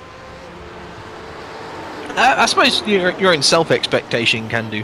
I mean, I know going into certain seasons, you start off strong. Maybe you win the race, maybe you get pole, maybe you do something where you show, I can take on the best of the best in the league. You do think, well, maybe I am that, and then you go into the next race, and then when it doesn't quite go your way, let's say maybe you make some mistakes, and then you start to doubt yourself, and that when you doubt yourself after sort of being so highly thought of yourself, maybe it does hurt, because then you sort of think, oh, maybe it was just a one-off and stuff like that. But I think some are stronger willed than others. Ross is off the track now. That's going to give Dominic a run. That was another incident points for Woodford. That's surely going to be an easy move for the geodesic BMW. Yeah, he's got so much more pace than Ross after that incident.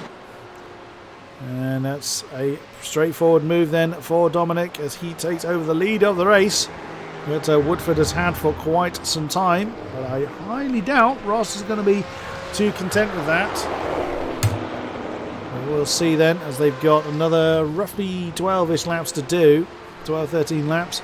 There in the background is Dan Sasolski. That's the view looking back from Dominic. It does look like Ross is going to have a go. We're coming into turn 5.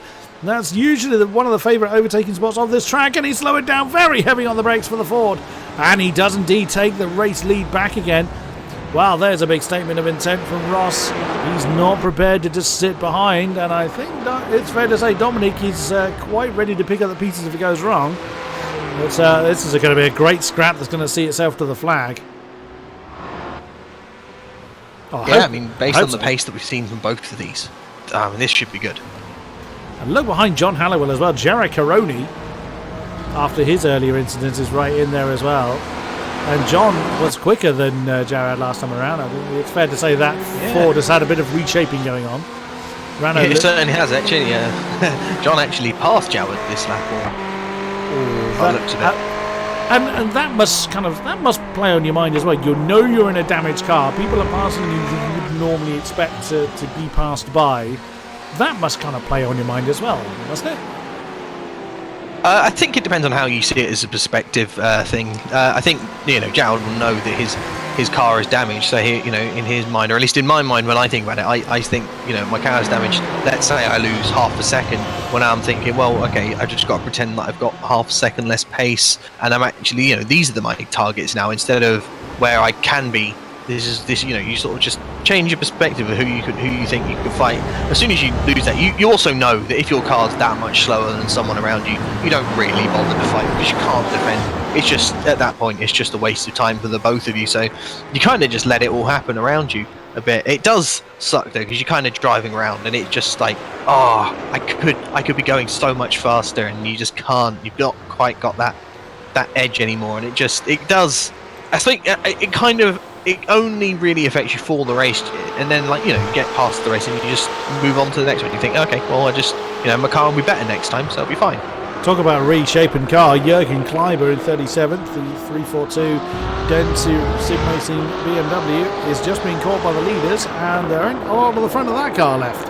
I think there's been that way for a long time. That's not a sudden development. He's had that damage for some time. He's going to have to jump out of the way of the leaders pretty quick because they are gaining on him very fast. Now, what's going on with Rano? Oh, Rano Luke is in a side-by-side with Michael Edens, and I think Jared Caroni as well. No, Jared Caroni's not in that pack. It's Victor Matios and Rano Luke. They've managed to sort themselves out. Now, they've managed to pass the back marker. Jürgen Kleiber's getting out of the way before they get to the corkscrew. So nice. Yeah, just on my end, it did look like there was a touch between Ross and Jürgen, yes, just very slightly. There was, because he's now gained. That was a 4x for Ross. He's on 15 now. He wasn't on 11 before that. So, oh dear. Right, so let's have a quick look to see if there's any damage on the Ford. Doesn't look like it.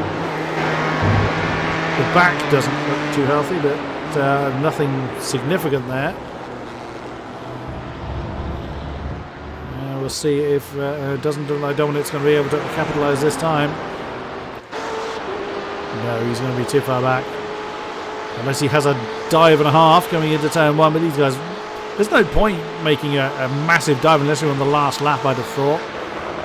No, certainly not. And actually, that's an interesting point you mentioned about Ross, is the damage on the rear. Obviously, that was caused very early on by Hugo running slightly into the back of him.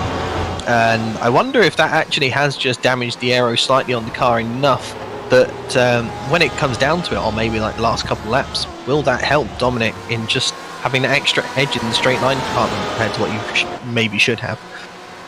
Oh, wow, Christopher Pfeffer trying to slam the door on Marvin Sluman there. As Pfeffer's day gets even worse, he's going to be demoted to 15th. There we go, the Lion Racing Team Porsche getting the move done on the outside of turn one. Yeah, he's going to get that one done. It's going to be 1, 2, 3, 4, 5, 6, 6th or 7th in class for Pfeffer. And that is Jared Caroni, you can see at the bottom of the shot. Oh, Rick Van Dorn and Alex Bennett swap round. I can imagine Rick didn't really defend that one too much. DeVille and DeVille, Lindholt and Godefroy very close together, playing follow my leader there. There goes the BMW, that's Robin DeVille trying to make the move on Daniel Lindholt. Lindholt's in the AM class, DeVille and Godefroy in the pros. And yep, I thought that was going to happen with Lindholt not interested in taking part in that battle. He stands to gain absolutely squat from being involved in it. And it's likely to cost them all some time, so has very wisely gotten out of that. But still, the battle up front is less than half a second apart. It gets under, it's about 0.2 seconds. There! 0.2 of a second apart coming into that final turn. close enough to have a run here. He is. He's He may gaining. wait though. He might. He's This will be gaining. interesting. What's he going to do? And he backs out of it. Yep, he's very much making Ross aware that he is there. Reminding him that the pressure is very much on. Yep, as Holstein's just pointed out. Big shout out for Knut in his maiden race in the, or his first race of this season. Was being promoted from the Pro-Ams up into 4th position. Very strong. Well, it's been minding his own business for a while. It's a very, very good result. The AOR yellow 120 car. And there behind is Jürgen Kleiber and Isaac JN, the existence Porsche. It's difficult to know where to look because there's still lots of battles going on. It's a good problem for us commentators to have. Always a good problem. That is Alexander Godefroy and Robin DeVille. We saw them having a good old scrap. Daniel Lindholt right behind them. And Hitchcock, the two Bens that swap around, Ben Warren and Ben Hitchcock, although still side by side.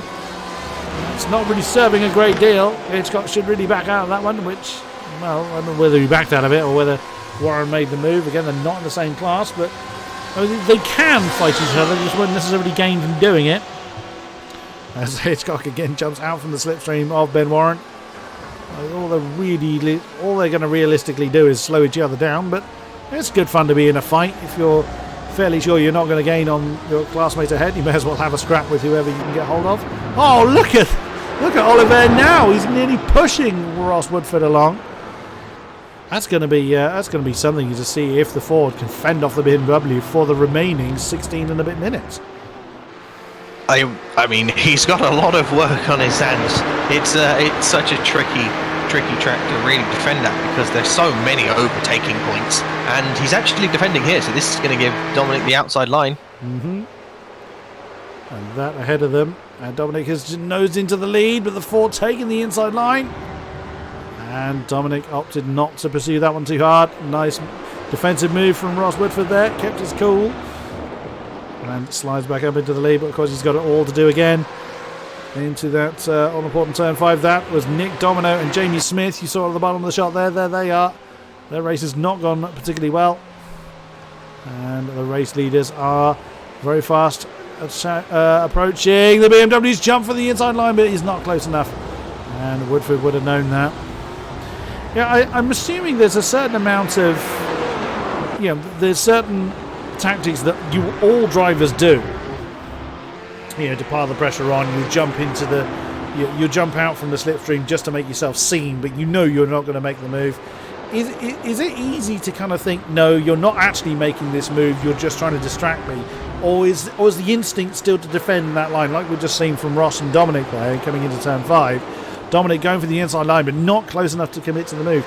Is it easy to kind of, or is it, are you able to do it fairly well just to say to yourself, no, he can't go for the move, or does your instinct tell you to defend? That can, like you say, that can be one of those things. I think, again, if you know who you're racing, it is easier to determine whether they're going to go for a move or not. There are some people they're probably always going to go for the move sometime, or sometimes they're just trying to scare you off to give you, to give them space. And it does sway anyway, because especially, like I say, if you don't know who you're racing, you don't know if they're coming out the slipstream to think, oh, I'm actually going to go for a late lunge here, but so you kind of just have to judge it based on distance between you. If you know that they're right on your bumper and within that sort of like half a car length, for certain corners you absolutely want to defend, because even if they then get a better run out the corner, you still have that position on the track. You can still continue to try to defend it. If you don't defend it and they're that close and they go for it and they have that inside, well, then you've got to then obviously get that overtake back on them. And so, like you say, does it weigh on your mind? I mean, it does. You do think, you see them coming out.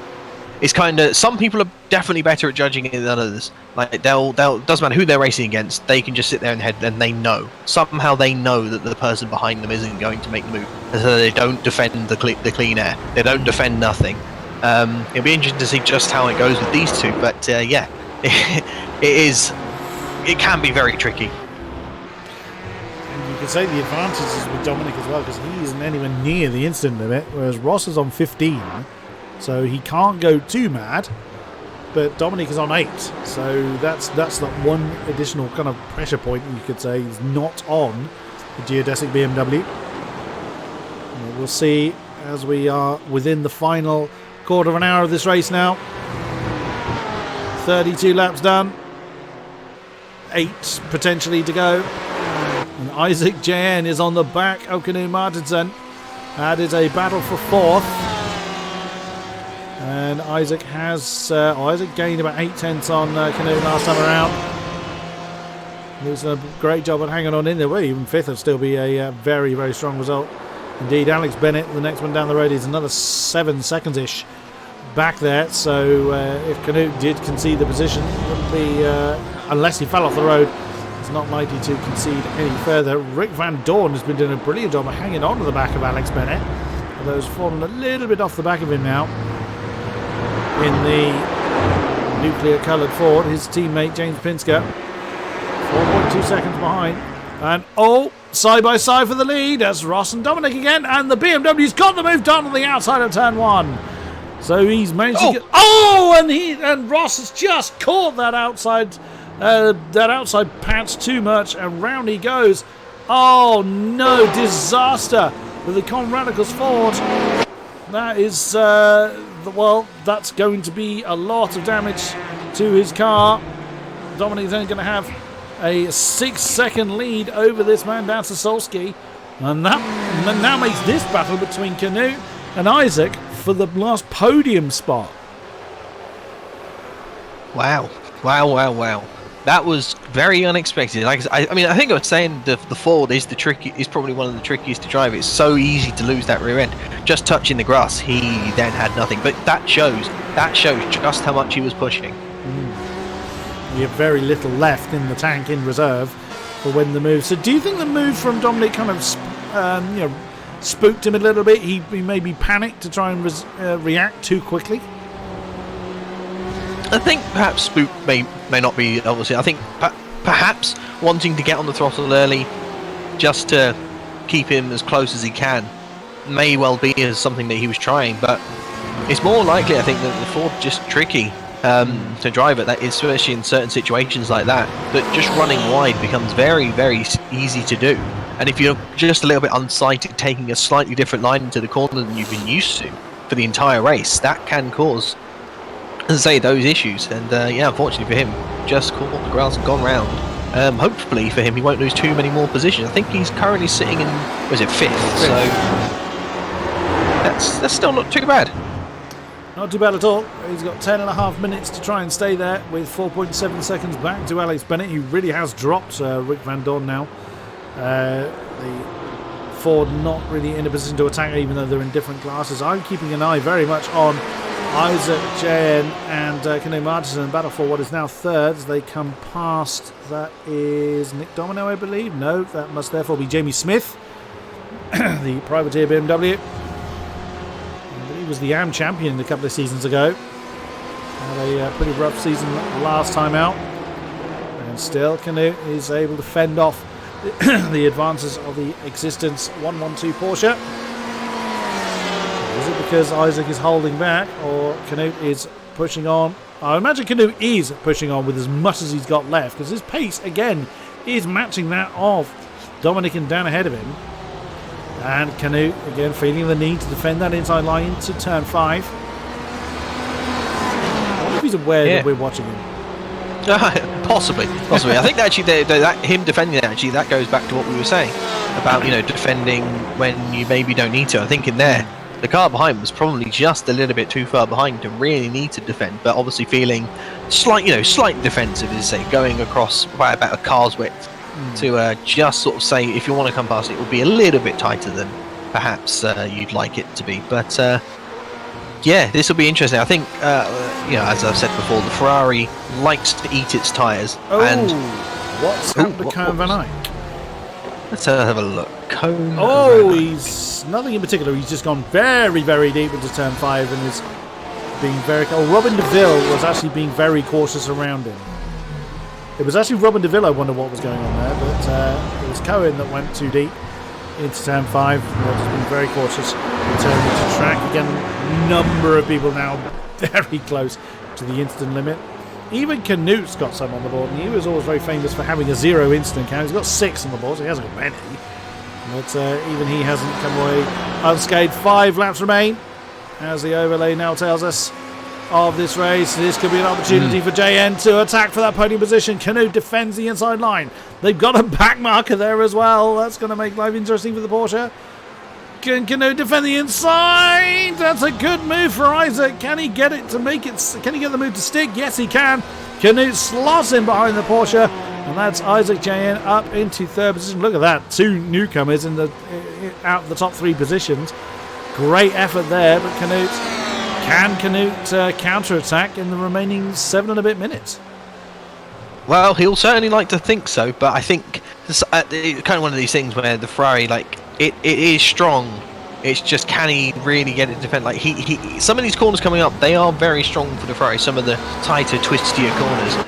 But obviously, pretty much every corner leading onto the straights is not a particularly strong corner for the Ferrari, and that's where that difficulty lies. Like the Porsche, it can kind of stick very nicely to them, and then it's closer in the slipstream than most other cars, and that's why it can make those moves. It can, especially coming through coming here into the carousel, the ability for the Porsche to sort of stick behind the Ferrari and then get on the throttle early, and that gives them such a run all the way down to Canada Corner. But yeah, he'll want to keep it. As you can see, JN's kind of just driven away a bit at this stage. As I say, this is Porsche territory at this moment. Yeah, I think Canute may have to accept that one, as it's nearly a second already that is built up between the two. Even still, a very good result nonetheless. They come home right now. Got something to be happy about. Let's have a look at our Pro-Am leader. There he is, Rick Van Dorn. He's losing time. It's about 6 tenths against his teammate, James Pinsker, as you can see in the 268 car behind him. Back there somewhere, there's a back marker in between the two. That's what confused me slightly. So, Rick Van Dorn losing a bit of time, unless of course he lost a bit of time with that back marker. Not entirely sure who it is. Foku? Nope. May work. Let's have a look. It's not Foku, but Foku is with us again.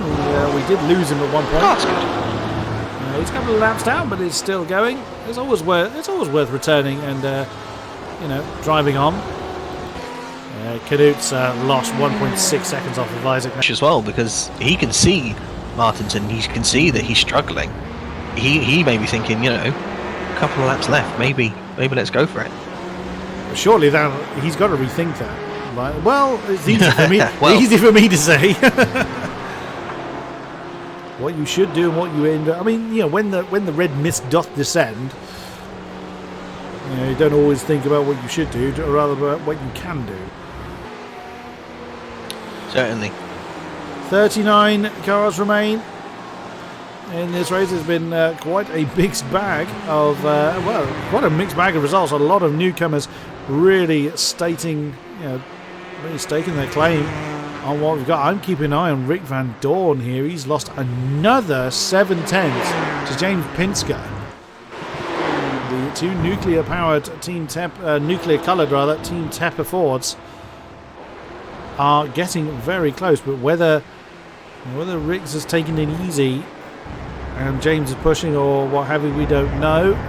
Whether Rick may have a problem, we will see, but whether James has got enough laps, enough time to gain the time he needs. There's less than 4.5 minutes to go now until the checkered flag will fall. Sylvia Marine's close to Daniel Lindholt, but that's not for class, so that's not a big battle. Matthias and Rano Luke are in a battle. That's for 11th overall. In the Pro-Ams, that is 4th, so a decent haul of points there.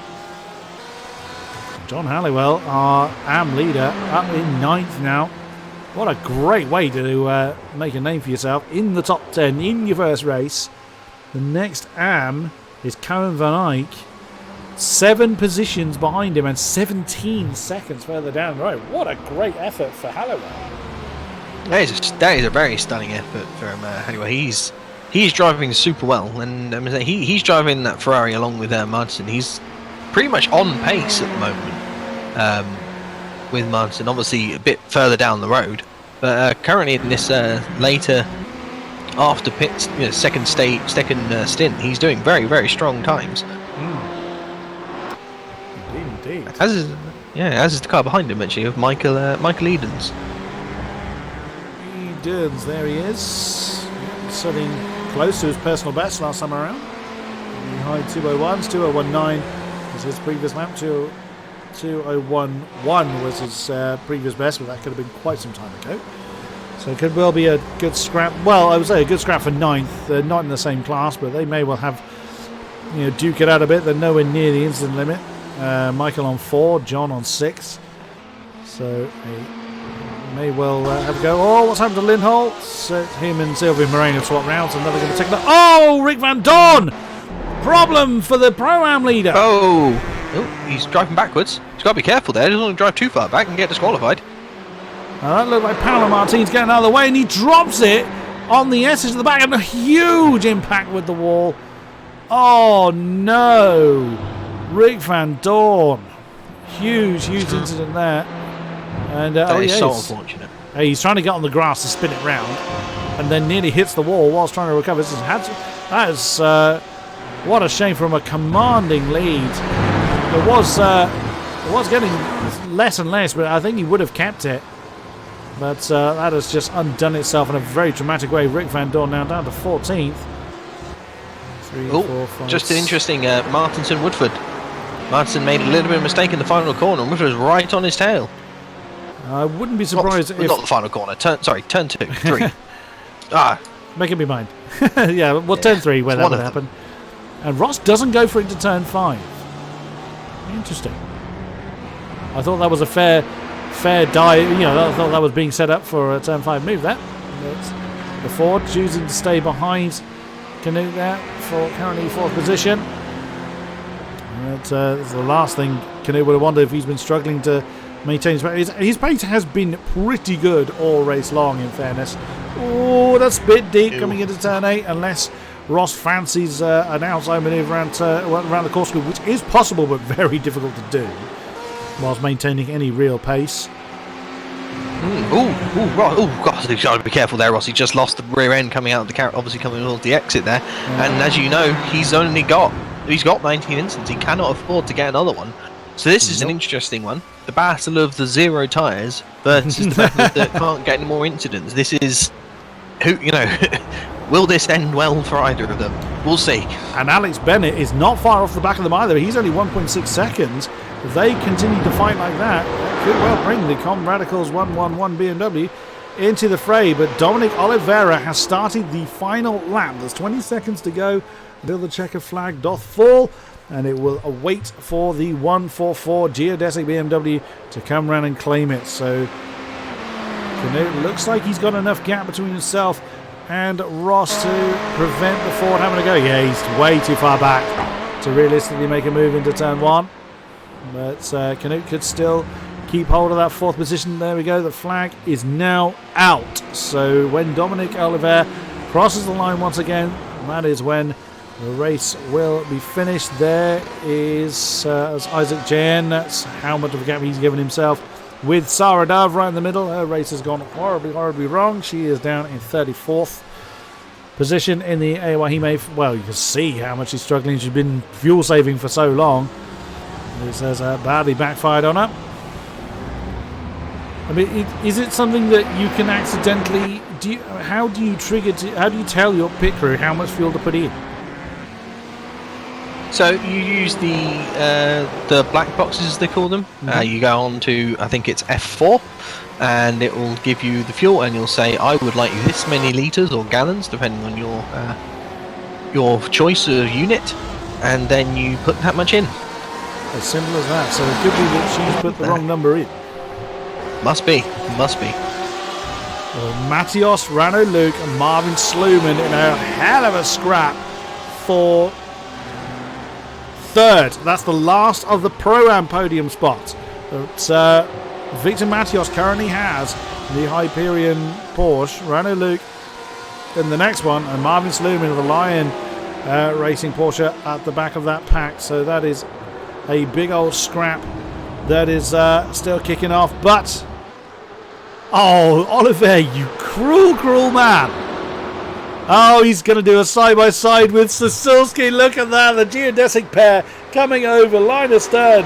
Your winner here in Road America is Dominic Oliver. Very nicely done. Then it is Sasulski.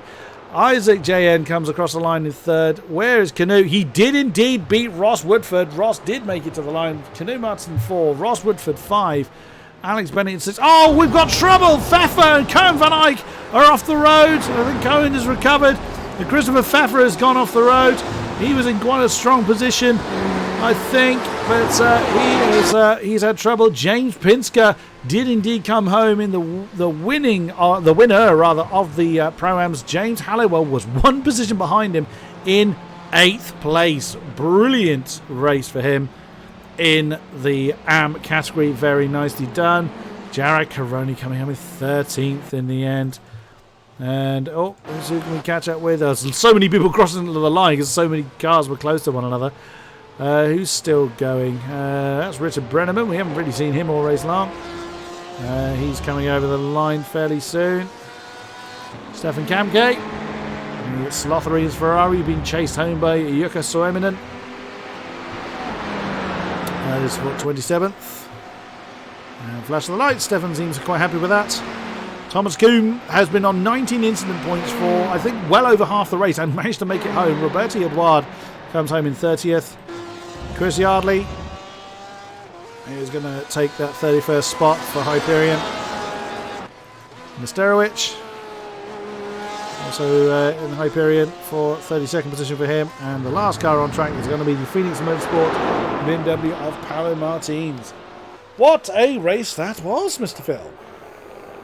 Yeah, that was incredible. That opening stint with the top 6 just so close together was incredible, and then just the fighting that we had between the cars that remained towards the end. That was some good times.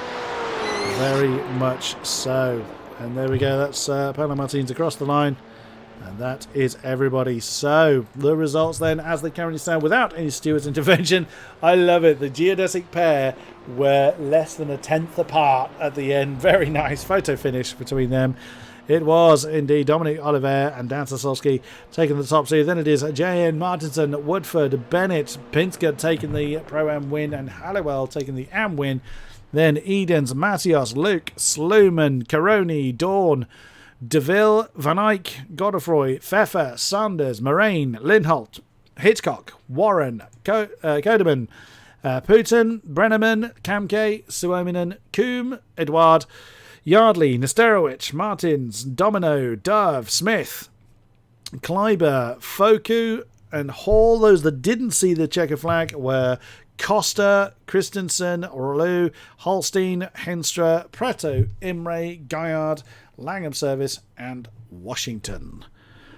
Hoo-wee! What a way to start the season. A strong race, wasn't it? Just a bit. If that's anything to go by, this season should be pretty amazing, I would thought. I mean, they always are. I love the GTE series, but we will see how the series. I mean, what a way for our newcomers to make a name for themselves, and lots of people have made themselves available for interview. They take a few more minutes than that, but quite a few people. I want to have a word with Mr. Martinson. Yeah, he must be quite pleased with that. Very happy people. Yes, let's have a word with Fizzy. Mr. Martinson. Hello. Well, what a way to start the season, sir. Yeah, it's not too bad, is it? Maiden race in the pro category. You were hanging on to that top pack very well in the opening stint. Then Mr. JN got past you, and then you were having a good old fight with Mr. Woodford. You had a lot to do. I did, to be honest. It didn't feel like I had a lot of battling throughout the race, but I was like, first part of the race, I was just desperately trying to hang on to the massive train at the front, like 6 cars. The front guys just being a bit faster than me, and while they were probably sitting there just chilling, I had to really push to keep in the slipstream. And I eventually fell out of it. Obviously gained some positions from that interesting crash at turn 1. So yeah, I was running in 4th for a while, having just the calm day at work. But then of course after the pit stop, when I had to refuel, and with the Ferrari, that not changing tires, the tire wear becomes a problem. I do believe it's still the case that the Ferrari has the worst tire wear, so and it certainly felt like it. So that's what I was struggling with towards the end, which is why unfortunately once I got into 3rd place I couldn't quite hold on to it, because Isaac is not in the Ferrari, which is cheating. So you weren't tempted to change chariot then? Change car, you mean?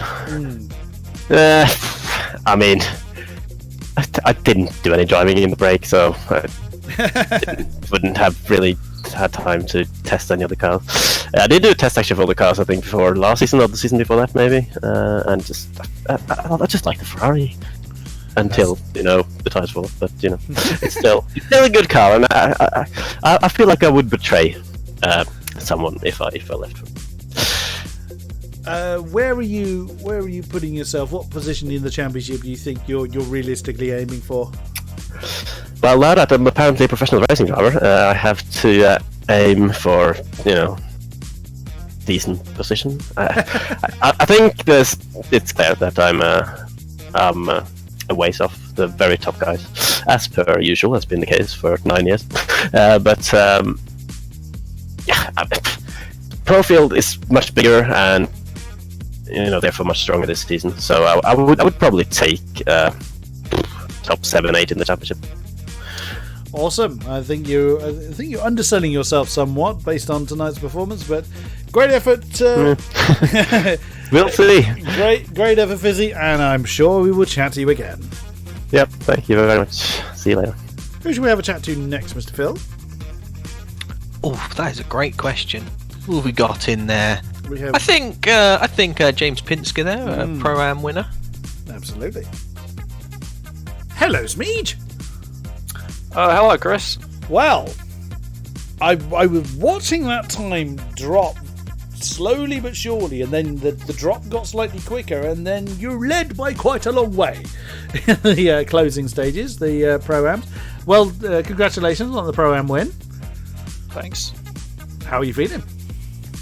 Well, in terms of mixed feelings, can't get much stronger than I have, because, well, I had really strong pace. I feel like I had much better than I thought I would in practice, and I drove a pretty strong race, had a few misfortunes throughout, and with like 3 laps left, me and my teammate 1-2 in class, and I inherited the win from him crashing.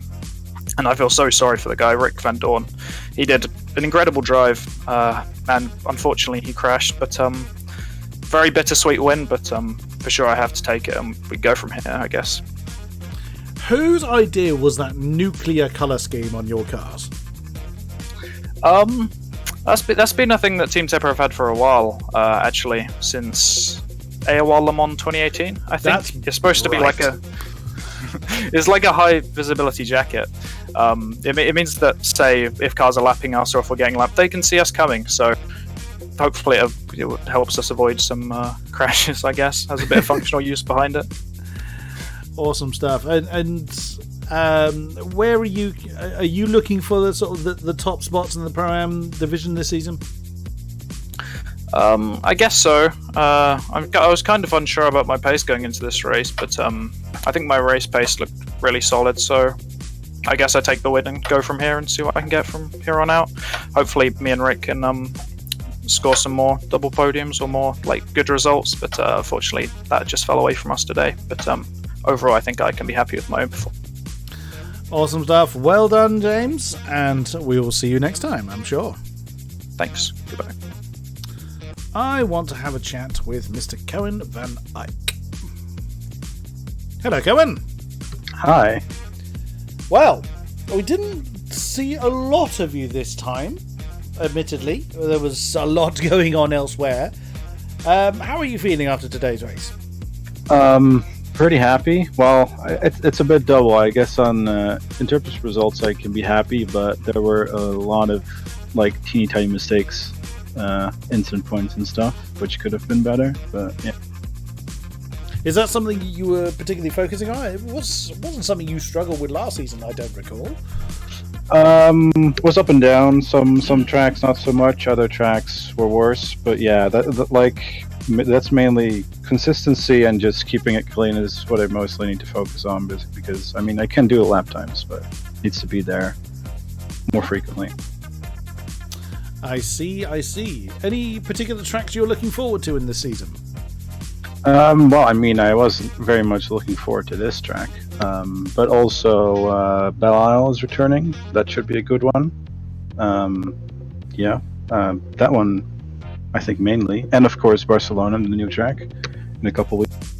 Ooh, that ought to be interesting in the GTEs. Yeah, I haven't even lapped around there, so I'm very curious as to how it goes. So, but all in due time. Awesome. Well, good luck for the season, and we look forward to chatting to you again. Yep, thank you. So, who's left, Mr. Phil? We have Stefan Kamke and Alex Bennett. Ooh, that's a tough one, isn't it? I have a coin, we can flip it. let's grab Alex as an author. We didn't see a lot of Stefan, so let's grab Mr. Bennett. Yes, and we interrupt the conversation. Fantastic. It's always a game we commentators play. Hello, Curly. Hey, man. Have fun out there, did you? Yeah, it was. That was a really good race, to be honest. It was pretty difficult after qualifying and in amongst a lot of the pro-ams, but managed to work my way through there pretty slowly. And then we had that big train in the first stint until the leaders decided to take each other out. So yeah, and after that point, it was just a lot of work trying to catch up because I had a bit of an adventure off into the gravel when they all had their incident. I completely missed my braking point, and I had a bit of work to do there. But it was a really fun race, though. I was going to ask, how difficult was it to stay out of trouble? Because as you've touched on, a lot of people, a number of leaders that struggle to stay on the black stuff. I've always thought that Road America was a very bumpy track. Would that be fair to say? Is it a difficult track to master? I wouldn't say it's too bumpy, but it's more that the margins for error are quite small. Like, there are definitely points in the track where if you just get it very slightly wrong, it's going to be a race over. Rick, who was leading the pro-ams just behind me at the end, obviously, he just made one small mistake, and that was it for him. So, yeah, it's difficult. The track limits as well are really inconsistent here, so it's quite easy to pick up a lot of incident points just off of running like really slightly wide. But the track's kind of quite narrow as well, so actually battling other cars can be pretty difficult. And what track is... I generally ask, what track are you looking forward to? Well, let's flip that around. What track is on the calendar that you think you're going to struggle with?